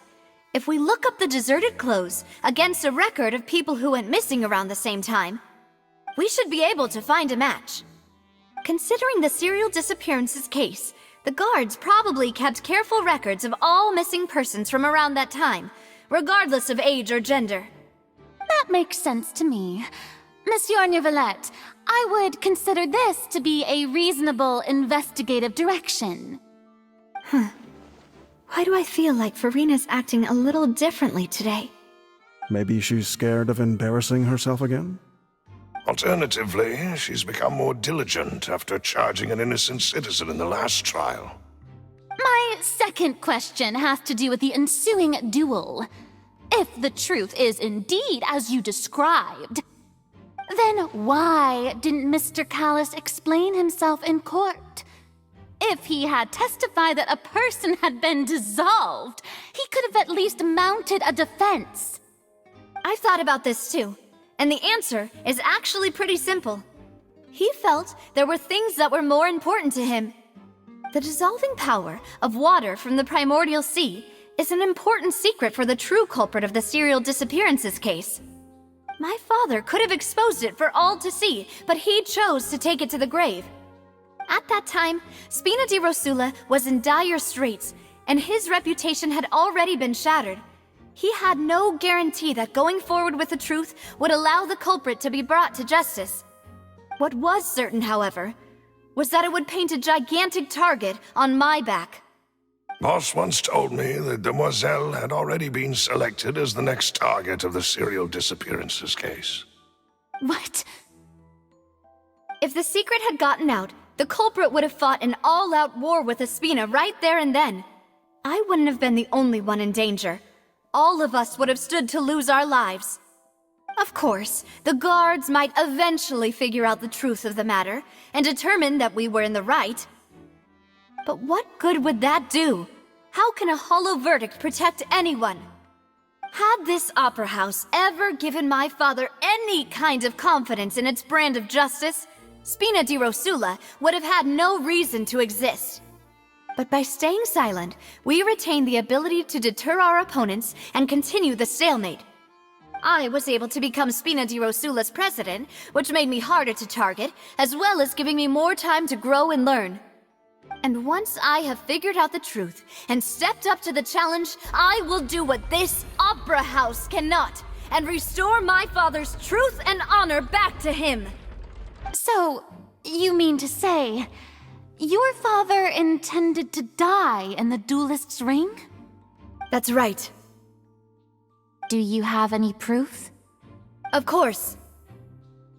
All you need is to ask his opponent, Clorinde.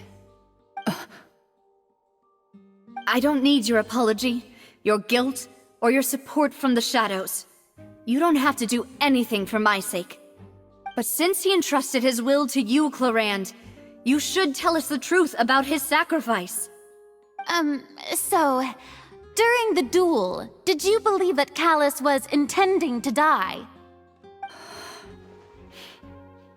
Yes, I did. As a champion duelist, I've fought many battles and taken a countless number of dishonored lives. In my line of work, I've seen all kinds of people give their all for the faintest hope to continue living. Some were determined, others passionate, and some even manic and twisted. Just one look and I can tell if a duelist is hoping to live or if they're looking to die. I hereby swear on my name and honor as a champion duelist that Mr. Callus never intended to leave the ring alive. Since that's your testimony, I have no more questions. It appears there really are good grounds to reopen this case. I concur. However, Miss Navia, you still have not explained the link between your father's case and the serial disappearances case. Right? What she said was fascinating, but kind of beside the point. Wait, weren't they just talking about the serial disappearances case? Of course, Your Honor. The two cases are connected via a matter of timing. In my father's case, the culprit intended to kill both Jacques and Callus. As a result, they planned to act after hearing 2 gunshots. And, at the end of Linny's trial, the culprit also only dissolved the victim in front of everyone because they realized they were at risk of being identified. The culprit could only time their actions so precisely if they were already at the scene. Coincidentally, Marcel attended both the banquet and the trial. So that's why you suspected me. Even after hearing your reasoning, I still can't help but find it a little preposterous. I'm used to it, though. You've always been an impulsive and sentimental child, Navia. It's one of your most endearing traits. No need to appeal to pathos. I won't try to refute your points one by one, but even if everything you just said was true, can you prove that I was the only person present at both events? On top of that, does a person have to be physically present to control the timing? Can't someone remotely monitor the place?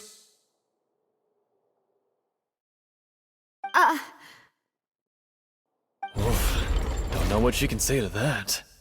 I know that even with that, you might still think you can reduce the list of suspects with some further investigations, until I'm the only one left on the list. Alas, who won't feel at least a little hurt by an accusation of murder from a girl you see as your own daughter? But if I were to dismiss this completely, you'd also think I'm not being considerate of your feelings. Ah well, let Uncle Marcel teach you another lesson. Do you know what the biggest flaw in your reasoning is? I suppose you're gonna tell me anyways. It's timing again. I'm a businessman by trade. From that standpoint, there's no reason for me to kidnap young women. It's a high-risk action with nothing to gain. In addition, I left my home in Snezhnaya when I was young to come to Poisson and work in some trade. My business only thrived when I received Callus's patronage. But the disappearances began before I ever stepped foot in Fontaine. I do apologize, demoiselle. This was my mistake. No, it's not your fault. I'm sure he had come prepared. Is there anything else you'd like to say? Would you like to check the date of my first business license against the first known case of the serial disappearances? You can also take a look at my border entry records, or ask my friends and family when I left Snezhnaya for the first time. Could those records and testimonies do something to appease the unspeakable anguish in your heart? Seems like she got the wrong guy. At this rate, Navia will be convicted for falsely accusing him. I think you've done a superb job of dissecting your father's feelings as he neared the end of his life. But aren't you going against all of his wishes and expectations right now? He wished for you to become more rational, collected, and conscientious, instead of dwelling only on your own feelings. Once you've learned to be more considerate of others' feelings, and to stop rushing headlong into things, you'd have met most of his expectations. This isn't just about me, and it never has been. The biggest difference between me and the rest of the victims is that I still have the ability to search for the truth, while that same agency has long been taken from them. The people whose families were destroyed by synth abuse, the people who lost their loved ones to the serial disappearances, and the people who suffered tragic ends due to their sense of justice. Many people's images are flashing before my eyes. I'm sure some are coming to those of you in the audience as well. And whose image do you see, Marcel? Is it a man named Vacher? Oh, so you do know that name. I'm merely surprised you'd suddenly say the name of someone I've never even heard of. I was waiting for you to say that.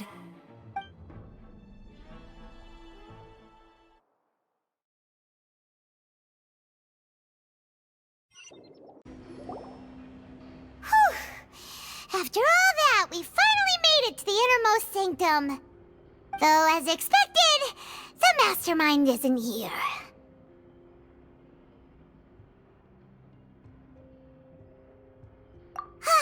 That's right. Then let's hurry up and find some evidence so we can get back to the Opera House and help Navia. What's all this? It's a bunch of really cute things. Pink accessories, a hair tie, a necklace, even a makeup box. Oh, Paimon sees it too, but why are all these cute things labeled with different girls' names?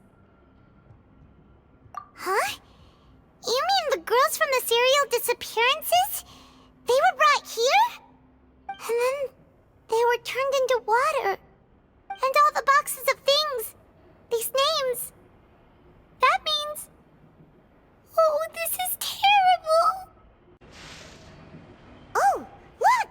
There's an important-looking basin over here, and it's full of water! That means this is where they make all the synth! And that special water is the main ingredient! If you dilute it with normal water, you'll get synth, but the pure stuff can dissolve a human! Paimon will take notes on this incriminating evidence. Let's see what's written here. Nothing escapes Detective Paimon's eyes. Callus. Navia's father. Oh, this seems to be an investigation report on him.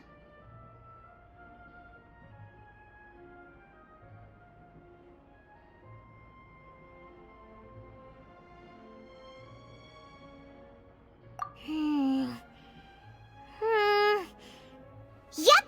It's about finding someone to assassinate Jacques and Callus because of a lack of confidence that Jacques himself would go through with it!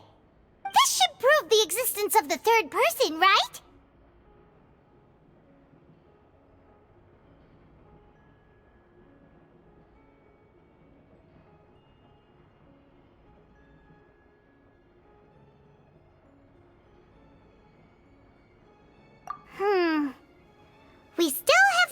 determines the exact content of the key information Callus has passed on to certain members of his organization.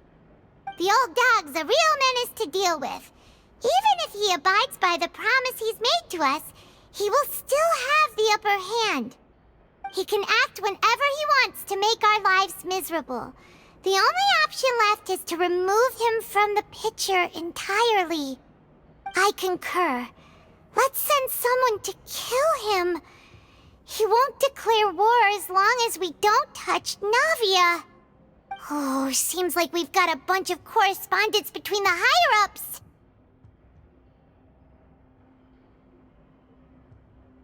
They're all just so evil. Whoa. There's so much synth here. And so many bottles of ingredients that probably just contain the waters of the Primordial Sea.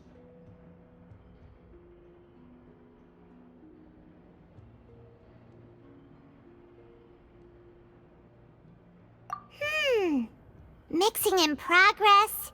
Ready to drink? Stock sample? Huh. They've also got all the synth pretty clearly labeled. Whoa, there's even fruit-flavored synth?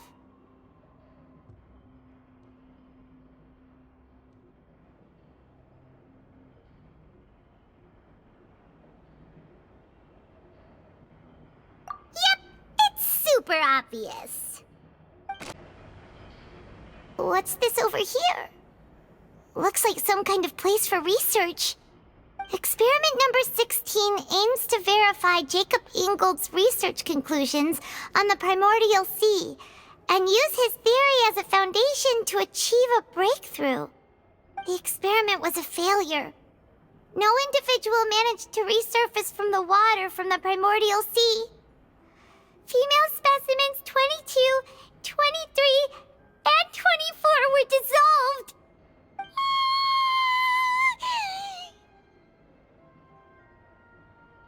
Sorry, Traveler.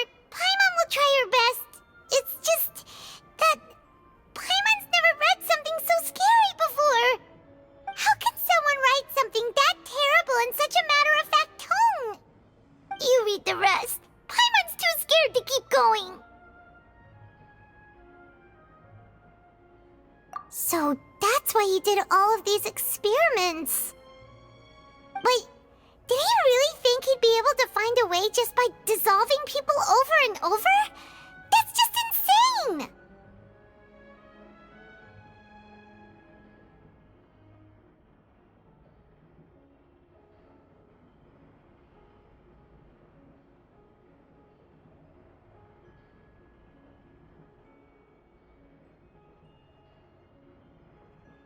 Huh? Isn't that the name you heard by the fountain? Paimon thought he was an eyewitness in the serial disappearances case. Ah, you mean Vache is the one who did all of these... experiments? So that's it! Vache was no victim, but personally took his lover and... No, that's not it either! If that's the case, why would he want people to resurface from the water?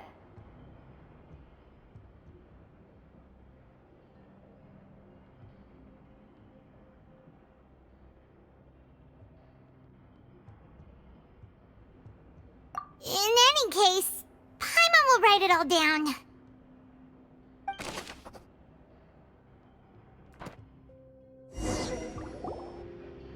We've looked at almost everything here, and it seems like our theories were spot on, but...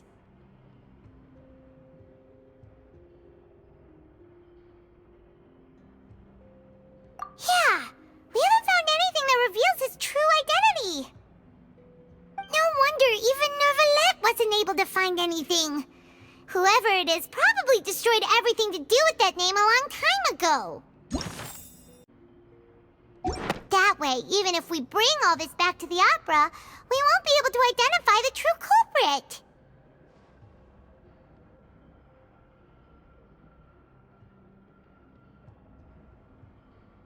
Sure thing.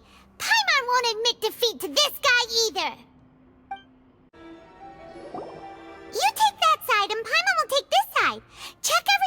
carefully. We'll find something for sure.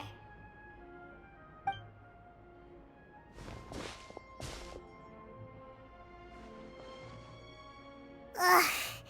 Nothing at all. And Paimon can't even find snacks either.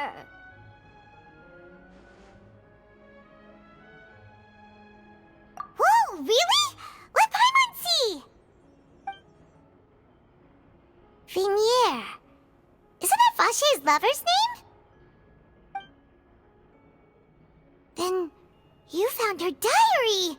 Let's see. Aw.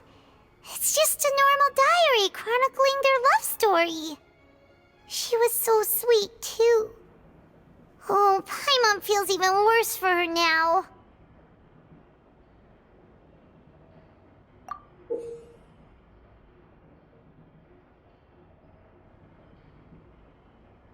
So many! A whole page's worth! But they're all crossed out. Was she unhappy with all of them?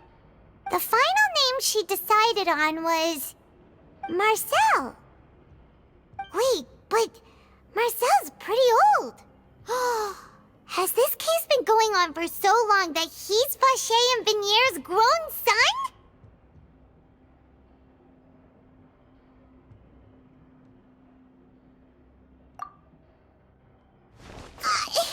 Hey! Paimon still hasn't figured it out yet.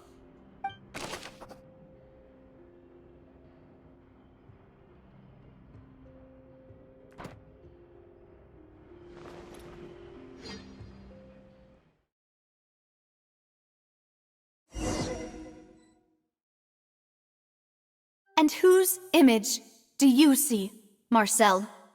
Is it a man named Vache? Oh, so you do know that name. I'm merely surprised you'd suddenly say the name of someone I've never even heard of. I was waiting for you to say that. Navia! We're back! As expected of my partner. I just knew you'd return in the nick of time. Just how often do you intend to flout the rules of this court? It's all right, Monsieur Neuvillette. Given their confidence, I expect they've found the crucial evidence.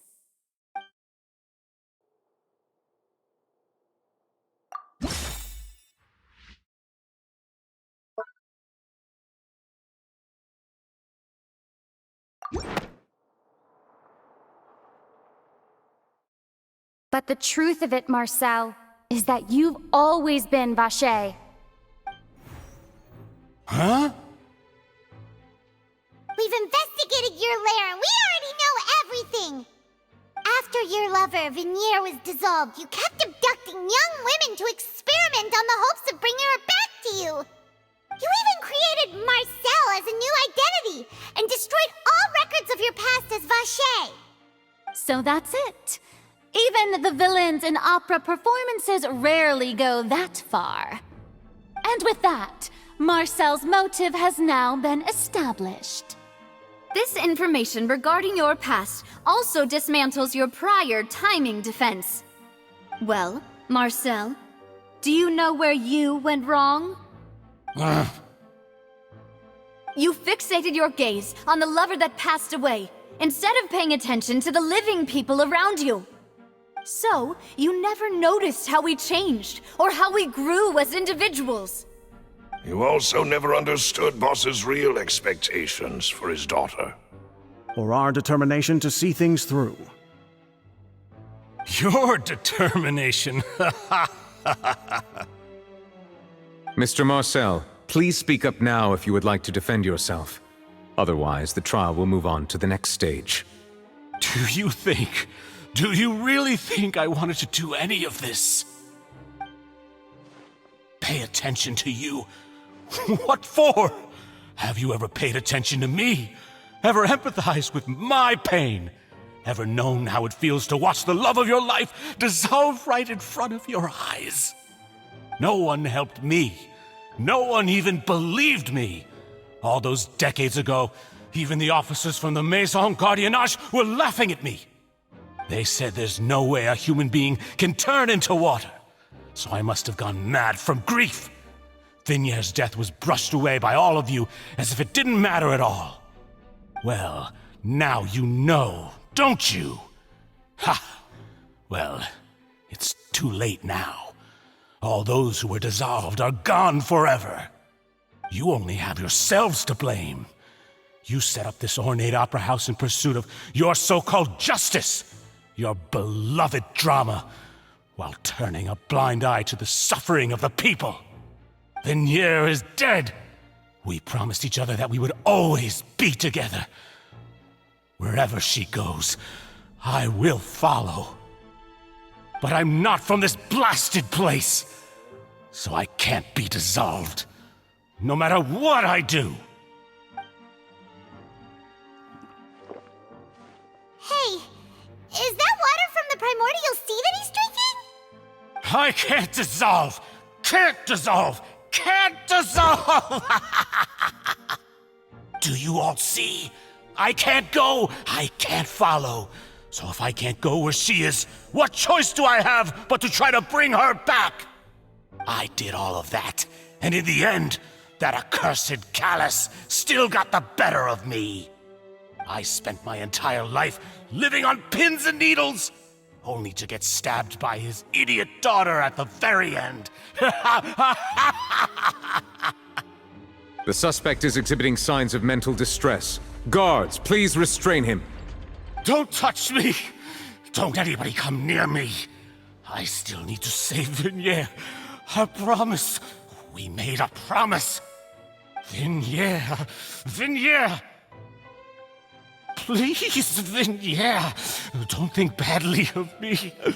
All I want to do is fulfill our promise. At this point, the verdict of this trial is clear. With Mr. Marcel's conviction, the charges against Mr. Tartaglia no longer have any basis. Fine by me.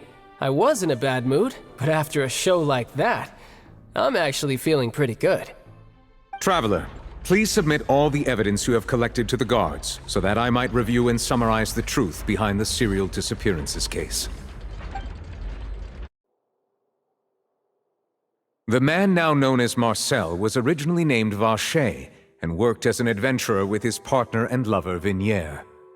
During an underwater expedition, Vignier accidentally came into contact with water from the primordial sea and was dissolved in front of Vacher as a result. Vacher learned of the primordial water's existence through the work of others and began to kidnap young women for research, with the goal of discovering a method to restore Vignier back to life. To cover his tracks, he invented the new alias of Marcel and began to operate a business in Poisson. During the course of his research, Vacher discovered that a diluted concoction of water from the primordial sea can induce feelings of euphoria, and began to manufacture and market synth. However, as he accumulated wealth to fund his continued research and expanded the scope, he came into conflict with Spina di Rosula. After exchanging blows with Spina di Rosula for many years, Vacher decided to assassinate their president Callus at a banquet. Although the assassination did not go as Vacher expected, he was able to turn Callus into the murder suspect by dissolving the assassin he sent to the scene. And just recently, Vacher attempted to frame Linny as the culprit of the serial disappearances case, using a similar method. However, his attempt to frame Linny failed, and the power of water from the primordial sea became public knowledge. This case also exposed enough of Vacher's machinations that he was eventually successfully charged in court. Thus concludes the enigmatic history of the serial disappearances case, with the truth revealed to all.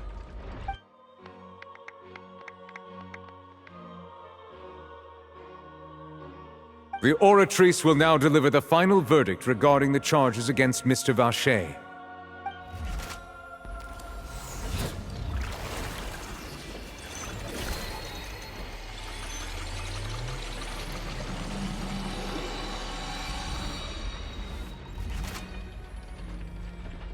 According to the judgment of the Oratrice Mécanique d'Analyse Cardinale, Mr. Vacher is guilty. Guards! Take Vacher away. Good. It's what he deserves. With that, the serial disappearances case is over now. We really just witnessed history. Who would have thought the true culprit would be such a polite and well-spoken guy? Yippee! We helped Navia bring the bad guy to justice! He's hurt so many innocent people and now he's finally getting what he deserves! Huh? Are you okay? Demoiselle, you were absolutely brilliant. The day our late boss had always hoped for has finally come. You can rest easy now, knowing justice has been served. Yeah. It's finally over. It's all thanks to you guys. And my partner. See, Papa? Spina di Rosula's still doing well with me at the helm. Well now, hasn't this been a most delicious piece of drama? The villain has been caught, justice has been served, past wrongs have been righted, and it's a big ol' happy ending. Since it's been such a great show, I'll just let the false accusations against me slide. Either way, I've still got some business to attend to, so if you'll excuse me... Please wait just one moment, Mr. Tartaglia. What now? None of this has anything to do with me. According to court protocol, since this trial was initiated due to a charge against you, a verdict must also be made regarding the initial charge before the trial can conclude. Oh, come on. Is this really necessary? Haven't you already caught the real criminal? Isn't it time for side characters like me to exit stage left? Please respect the laws of Fontaine. This has always been the rule. All right, but this sure is a lot of hassle. All I need to do is stand over there, right? Let's just get this over with. Through evidence presented in the public trial that was just held, it has been established that Mr. Tartaglia has no direct connection to the serial disappearances case. The guilty party has been identified, and thus it is logical to suppose Mr. Tartaglia is innocent of the charges. We now turn to the Oratrice Mécanique d'Analyse Cardinale to render the final verdict on the charges.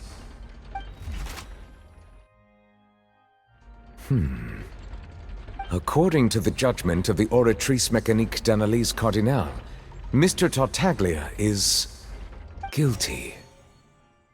What? Hey! That's not funny! Didn't you just say I'm supposed to be innocent? What's with this verdict? Is your justice machine malfunctioning? Huh? This has never happened before. The Oratrice actually returned a different verdict from the Chief Justice. I mean, have you ever heard of an innocent Fatui Harbinger? Do you think the Oratrice might have just convicted him on general principle? But weren't the charges about the serial disappearances case? No matter what else he's guilty of, it shouldn't affect the verdict in this case, right? The judgment of the Oratrice Mécanique d'Analyse Cardinale is, by law, the final verdict of the court. We must accept the guilty verdict. Guards, please take the suspect into custody per court protocol.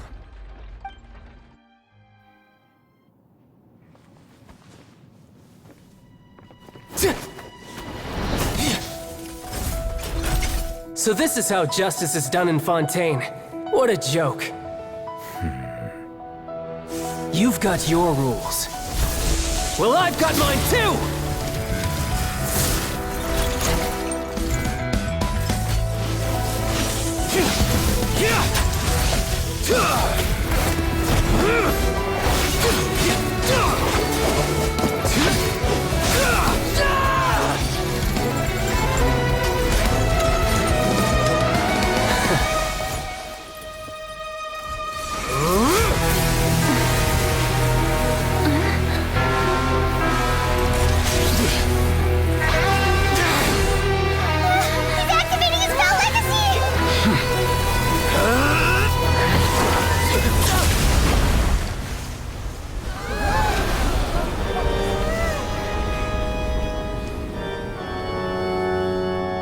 I am sorry.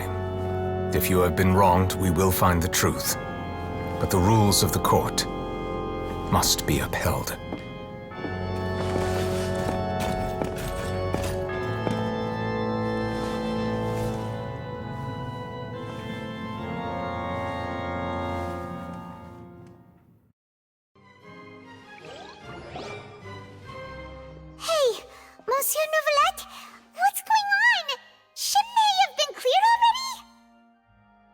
apologies.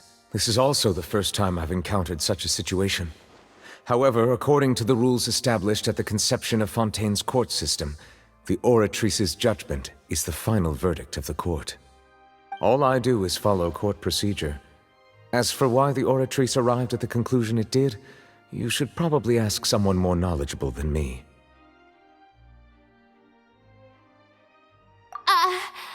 Why are you looking at me? I had nothing to do with it! I don't know what happened there either! Hey, stop staring at me! What does Lady Farina mean by that? She says she has no idea either, but that's impossible. Didn't she create the Oratrice herself? Yeah, so are the verdicts reliable or not? Can results like this really be called justice?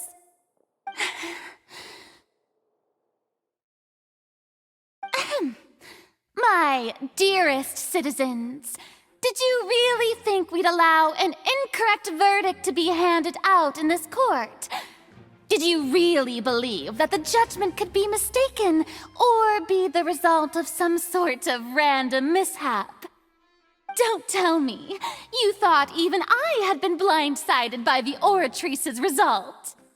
But the way she looked just now, it was pretty obvious she had no idea what was going on. However, given the state of things, I shall give you an explanation. Everything that just took place, including my supposed shock and bafflement, was a part of an elaborate performance, with every action meant to stir up drama and excitement. And, of course, for every performance there is a script. Everything has unfolded exactly as I expected from the very beginning. As the embodiment of the very concept of justice, the Oratrice shall never render an arbitrary judgment! If you thought Child had nothing to do with the serial disappearances case, it is only because you've been blinded by the superficial appearance of innocence. Everything he's done, not to mention the danger he poses, are beyond ordinary comprehension and completely unforgivable! All shall be revealed in time. You will come to understand my noble intentions, as well as the absolute correctness of the Oratrice's verdict.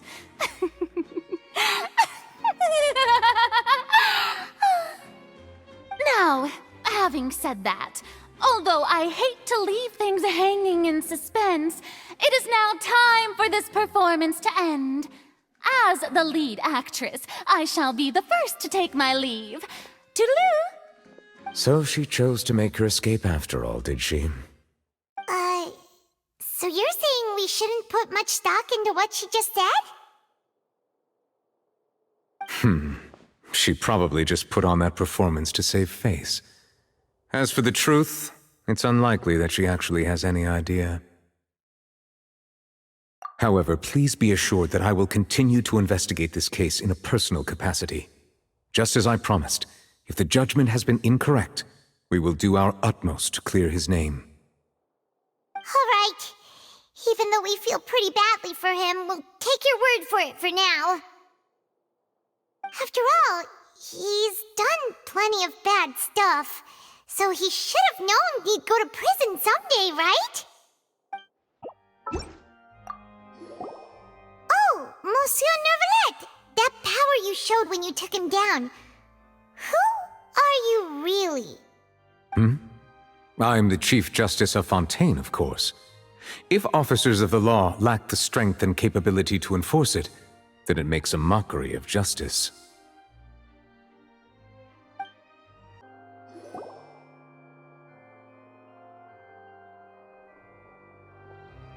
Hey, what are you doing? Quick, stop him! Traveler! Hey! Traveler! Marcel! What are you doing over here? Stop resisting arrest! Cease, or we'll add another charge to the list! No, wait! I just want to ask the Traveler something. I'm not looking to run away. Please, just let me ask this one small thing. Go on. Thank you. Thank you. I was being led away when I finally realized something. Where did you first hear the name Vacher? I erased all records of that name. So, unless... Are you still trying to prove your innocence? Give it up. You've already been convicted.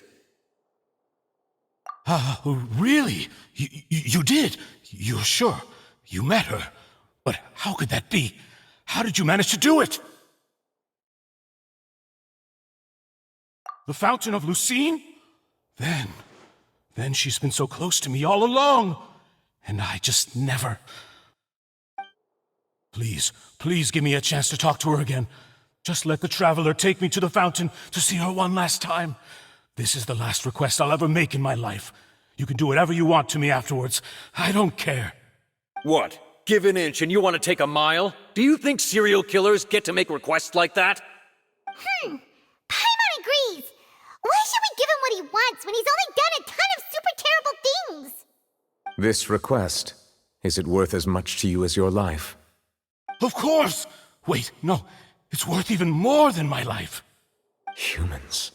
Will they betray the instinct to live just to satisfy spiritual needs? Very well. I will grant your request. Your Honor, I fear that... I will go with him. You do not need to worry about any escape.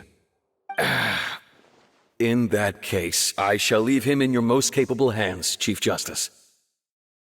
Thank you, Your Honor.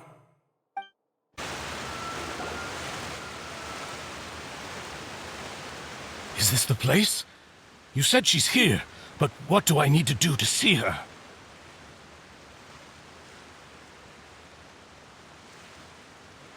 Yeah, and even Paimon could hear her after drinking that thing. Didn't you just drink a lot of it on the stage as well? Oh, in that case... Vacher! Ah! Yes, that's it! So you heard it too! Vignere, it's me! It's me, Vacher! Vacher? Vacher! I'm here! Where are you, Vignere? I'm coming for you. I'm finally here for you. Hey, wait! Be careful! Hey, wait!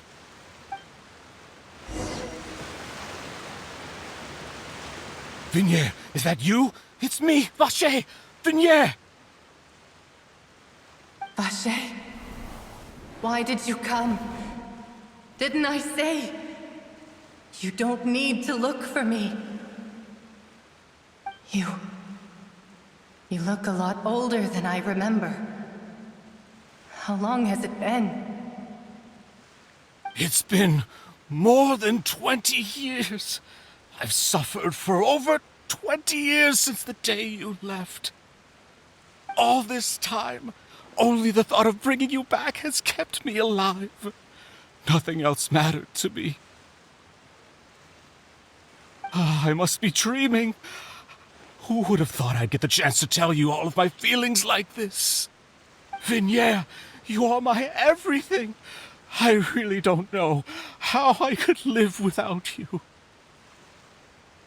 But Vacher, if you ask me, this world would be better off without you. What are you saying? If not for you, I would have finished my law degree and probably become a top-tier attorney one day.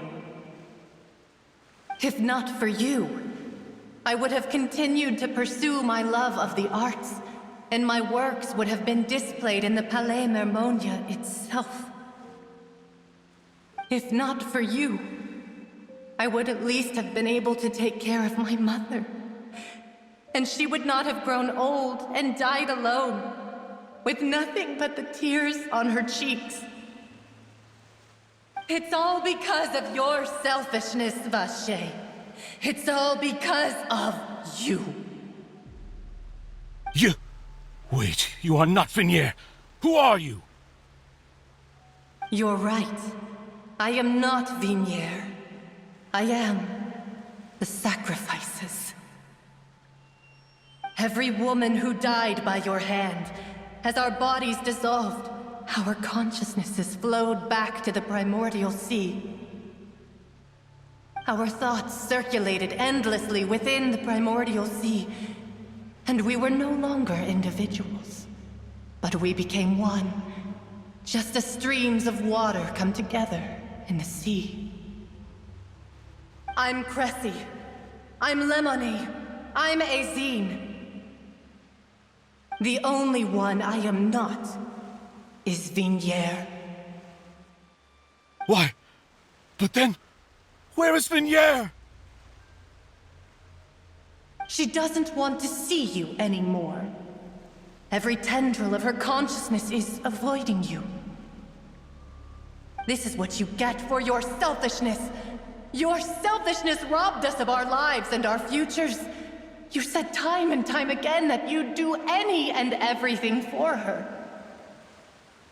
But did you ever consider whether she'd want to see you do the things that you did?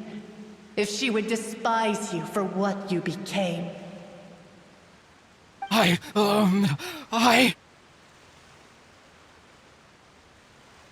You are a liar, a heartless murderer, and a cowardly narcissist.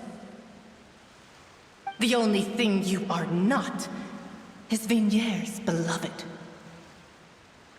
From the moment your first victim died and her consciousness merged with Vignier's, she has had nothing but pure hatred for you.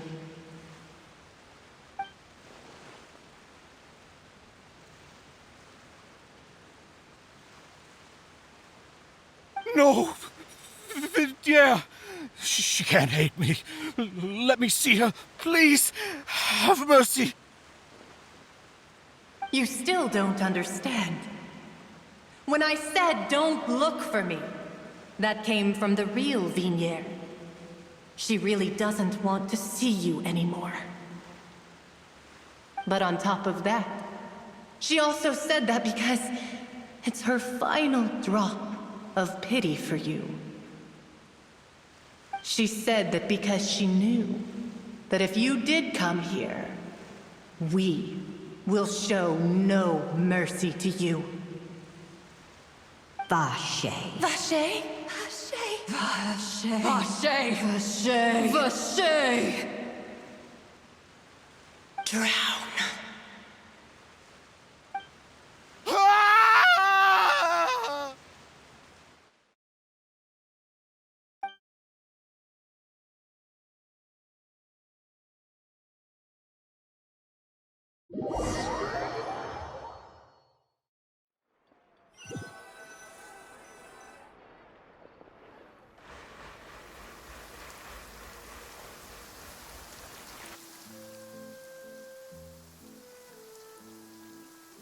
Finally, we have some time to do shopping.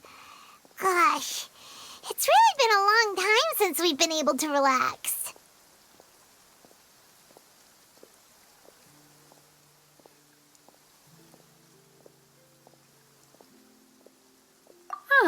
Well met, partner. I knew something great was going to happen when I woke up in such a good mood today. Even this weather can't put a damper on the demoiselle's mood. It's a pleasure to see you both again. Oh, hey, Navia! It's been a few days. Paimon's already started to miss you. Oh, now that I believe. I'm easy to work with and always bring home the bacon. Who wouldn't treasure having a partner like me? Sounds like you're really enjoying life these days, Navia. What have you been busy with since the trial? It's just been one thing after the other. I've been making non-stop trips between Poisson and the court since then. Everyone from Spina di Rosula organized a memorial for my father. We never held a memorial when he first died, since everyone knew that even if we held one back then, no one was going to come. This time, though, everyone in Poisson, and even many people from the court, all attended. So his name's definitely been cleared now. That's what we like to hear. It's been the dearest wish of Demoiselle all along. that blasted stubborn fool. I was right to put my faith in him. I'm so glad I didn't give up on the case all those years ago.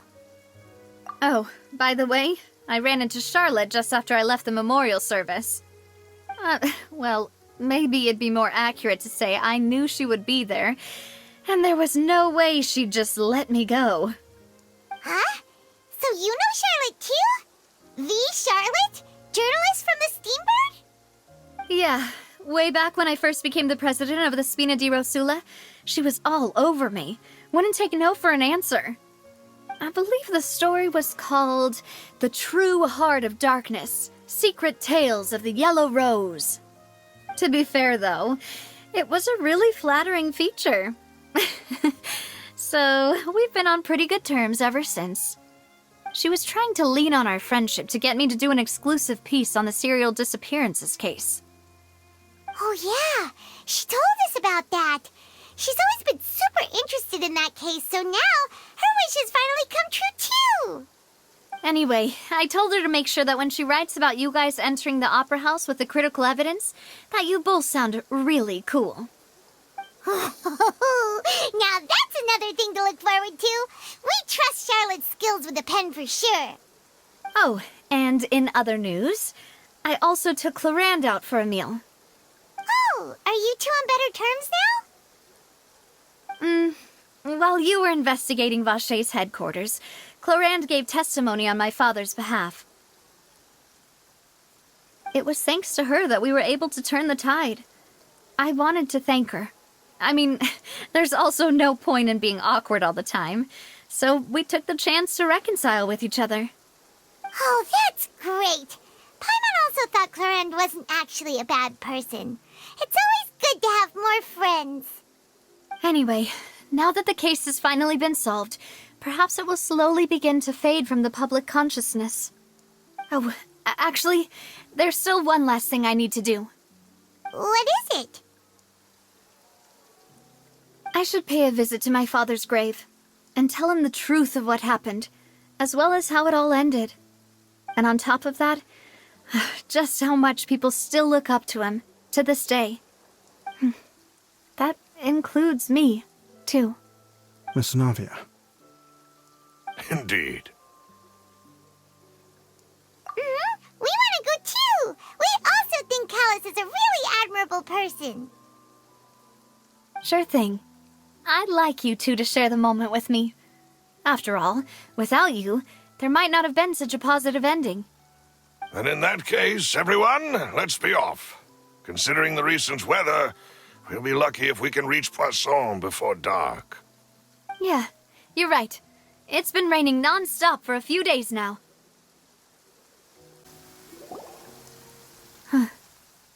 This is where my father's grave is.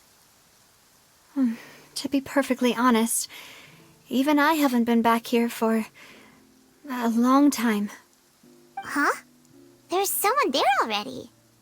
Wait, that figure. It can't be... Hmm? Isn't that Neuvillette? Why would the Chief Justice be here? Huh? Navia?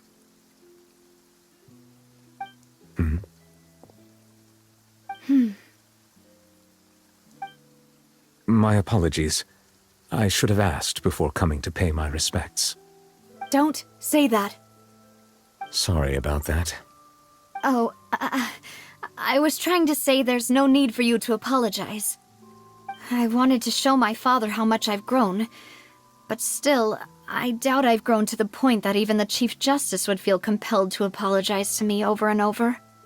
In that case, I will stop apologizing for now. You really could use some pointers on understanding human emotions, Monsieur Neuvillette. In any case, why did you come to Poisson? Well, ever since that day, I've been turning a question over and over in my head. Just what is justice anyway? There was once a time when I didn't want to believe that there could be anything more important to humans than life itself. Oh, rather than that, it's probably more truthful to say I didn't believe humans were capable of resisting the most basic instinct of living things. that they could rebel against their own nature, or consider certain things to be more important than their own lives.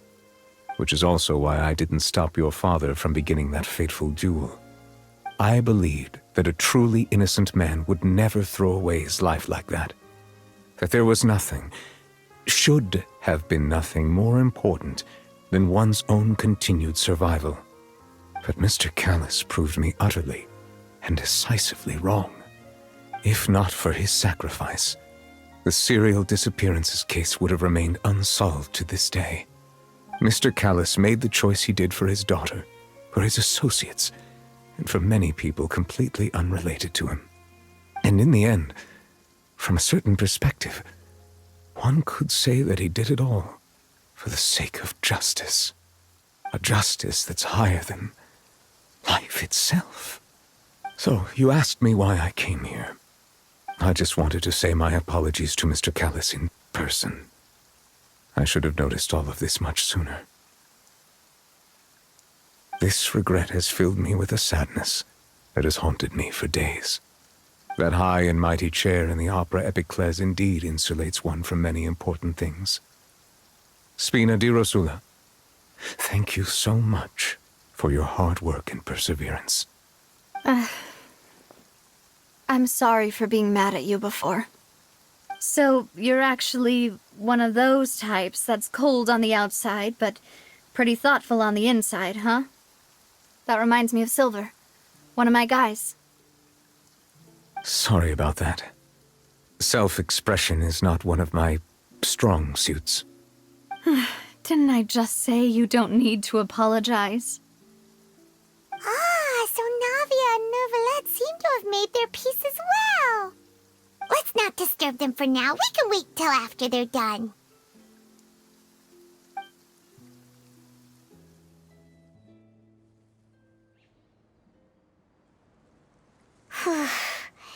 Paimon's never paid respects at someone's grave before. Did Paimon do anything rude there? Huh? Oh, Paimon didn't know that was a thing. But Paimon doesn't know what she would do if she can't fly. Oh no. Paimon hopes Miss Navia won't be too mad. Anyway, Neuvillette is still standing around there. It's not often that we can catch him alone like this, so why don't we go talk to him for a bit? If we can't talk to Lady Furina, we can at least talk to him, right? Oh, it's you two. Did Miss Navia invite you to come pay your respects to her father? Mm-hmm. We ran into Navia on the streets today, so we just followed her here. I see. Then is there something that I can help you with? Well, it's pretty hard to run into you like this, since you're usually super busy. So we figured we could try to ask you a few questions, if that's okay. Please feel free. Though outsiders, you helped us solve one of the greatest mysteries in Fontaine, and it would be my pleasure to return the favor.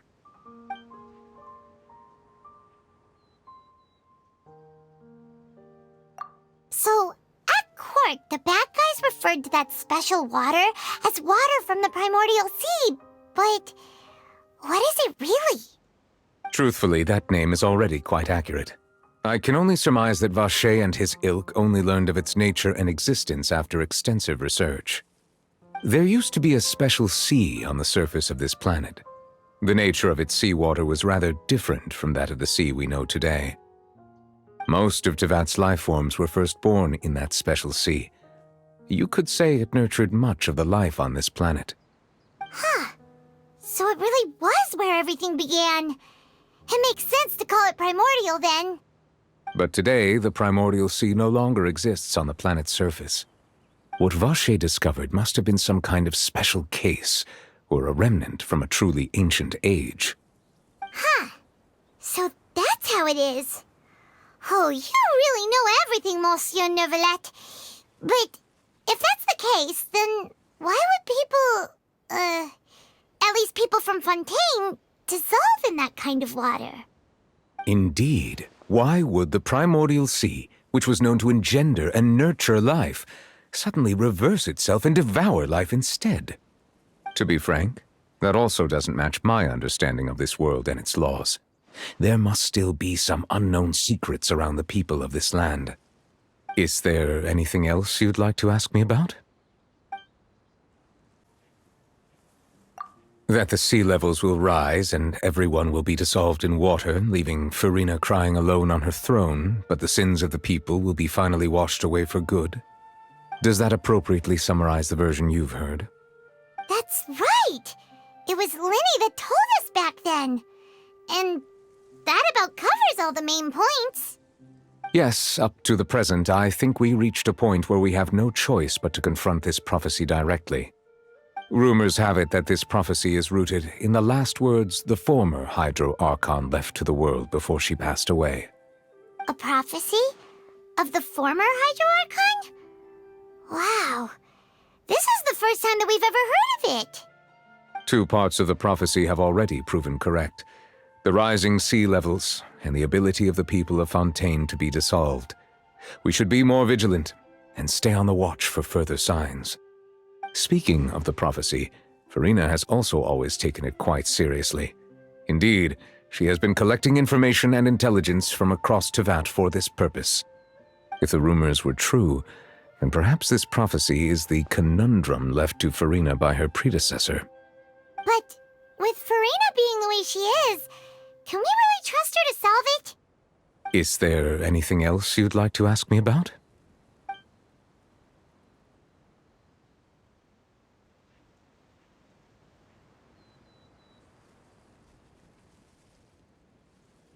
My apologies. My investigation has still not reached its conclusion. However, I still believe the judgment of the Oratrice was not rendered arbitrarily. But you also said you thought he was innocent. For many years, I have been quite aware that the Oratrice does not simply mechanically repeat the verdict that I give on each case. As a divinely created mechanism, the people's unified faith in the concept of justice is integrated into it. Not only can it produce the incredible power of indemnitium, but it likely also possesses other traits, such as self-awareness. Which is all to say, I have been prepared for a situation like this for a long time. So when Linny told us that he heard a human voice from the room where the Oratrice's core is stored... I was not aware such a thing had occurred. Perhaps that could serve to prove my conjecture. I will add that to the list of items to investigate. In any case, I am inclined to believe that the Oratrice does have a methodology all its own. We just do not have enough information. Based on Furina's reaction, I doubt even she had any idea what was going on. She managed to bluff her way through it, though, with her time-tested twin tricks of bravado and drama. While we do intend to get to the bottom of this, for now, we regret to say that the Fatui Harbinger will just have to bide his time in the fortress of Meripede. If we did incorrectly convict him of crimes he did not commit, we will most certainly compensate him to the fullest extent allowed by the law. If you ask Paimon, the only compensation he'll want is a no-holds-barred fight with you. Is there anything else you'd like to ask me about? Your sibling, another blonde-haired traveler. I'm sorry, but I've never seen anyone who matches that description. If he ever stepped foot in Fontaine, I'm sure he followed our laws to the letter and had no reason to appear on the stage of the opera Epicles. Is there anything else you'd like to ask me about?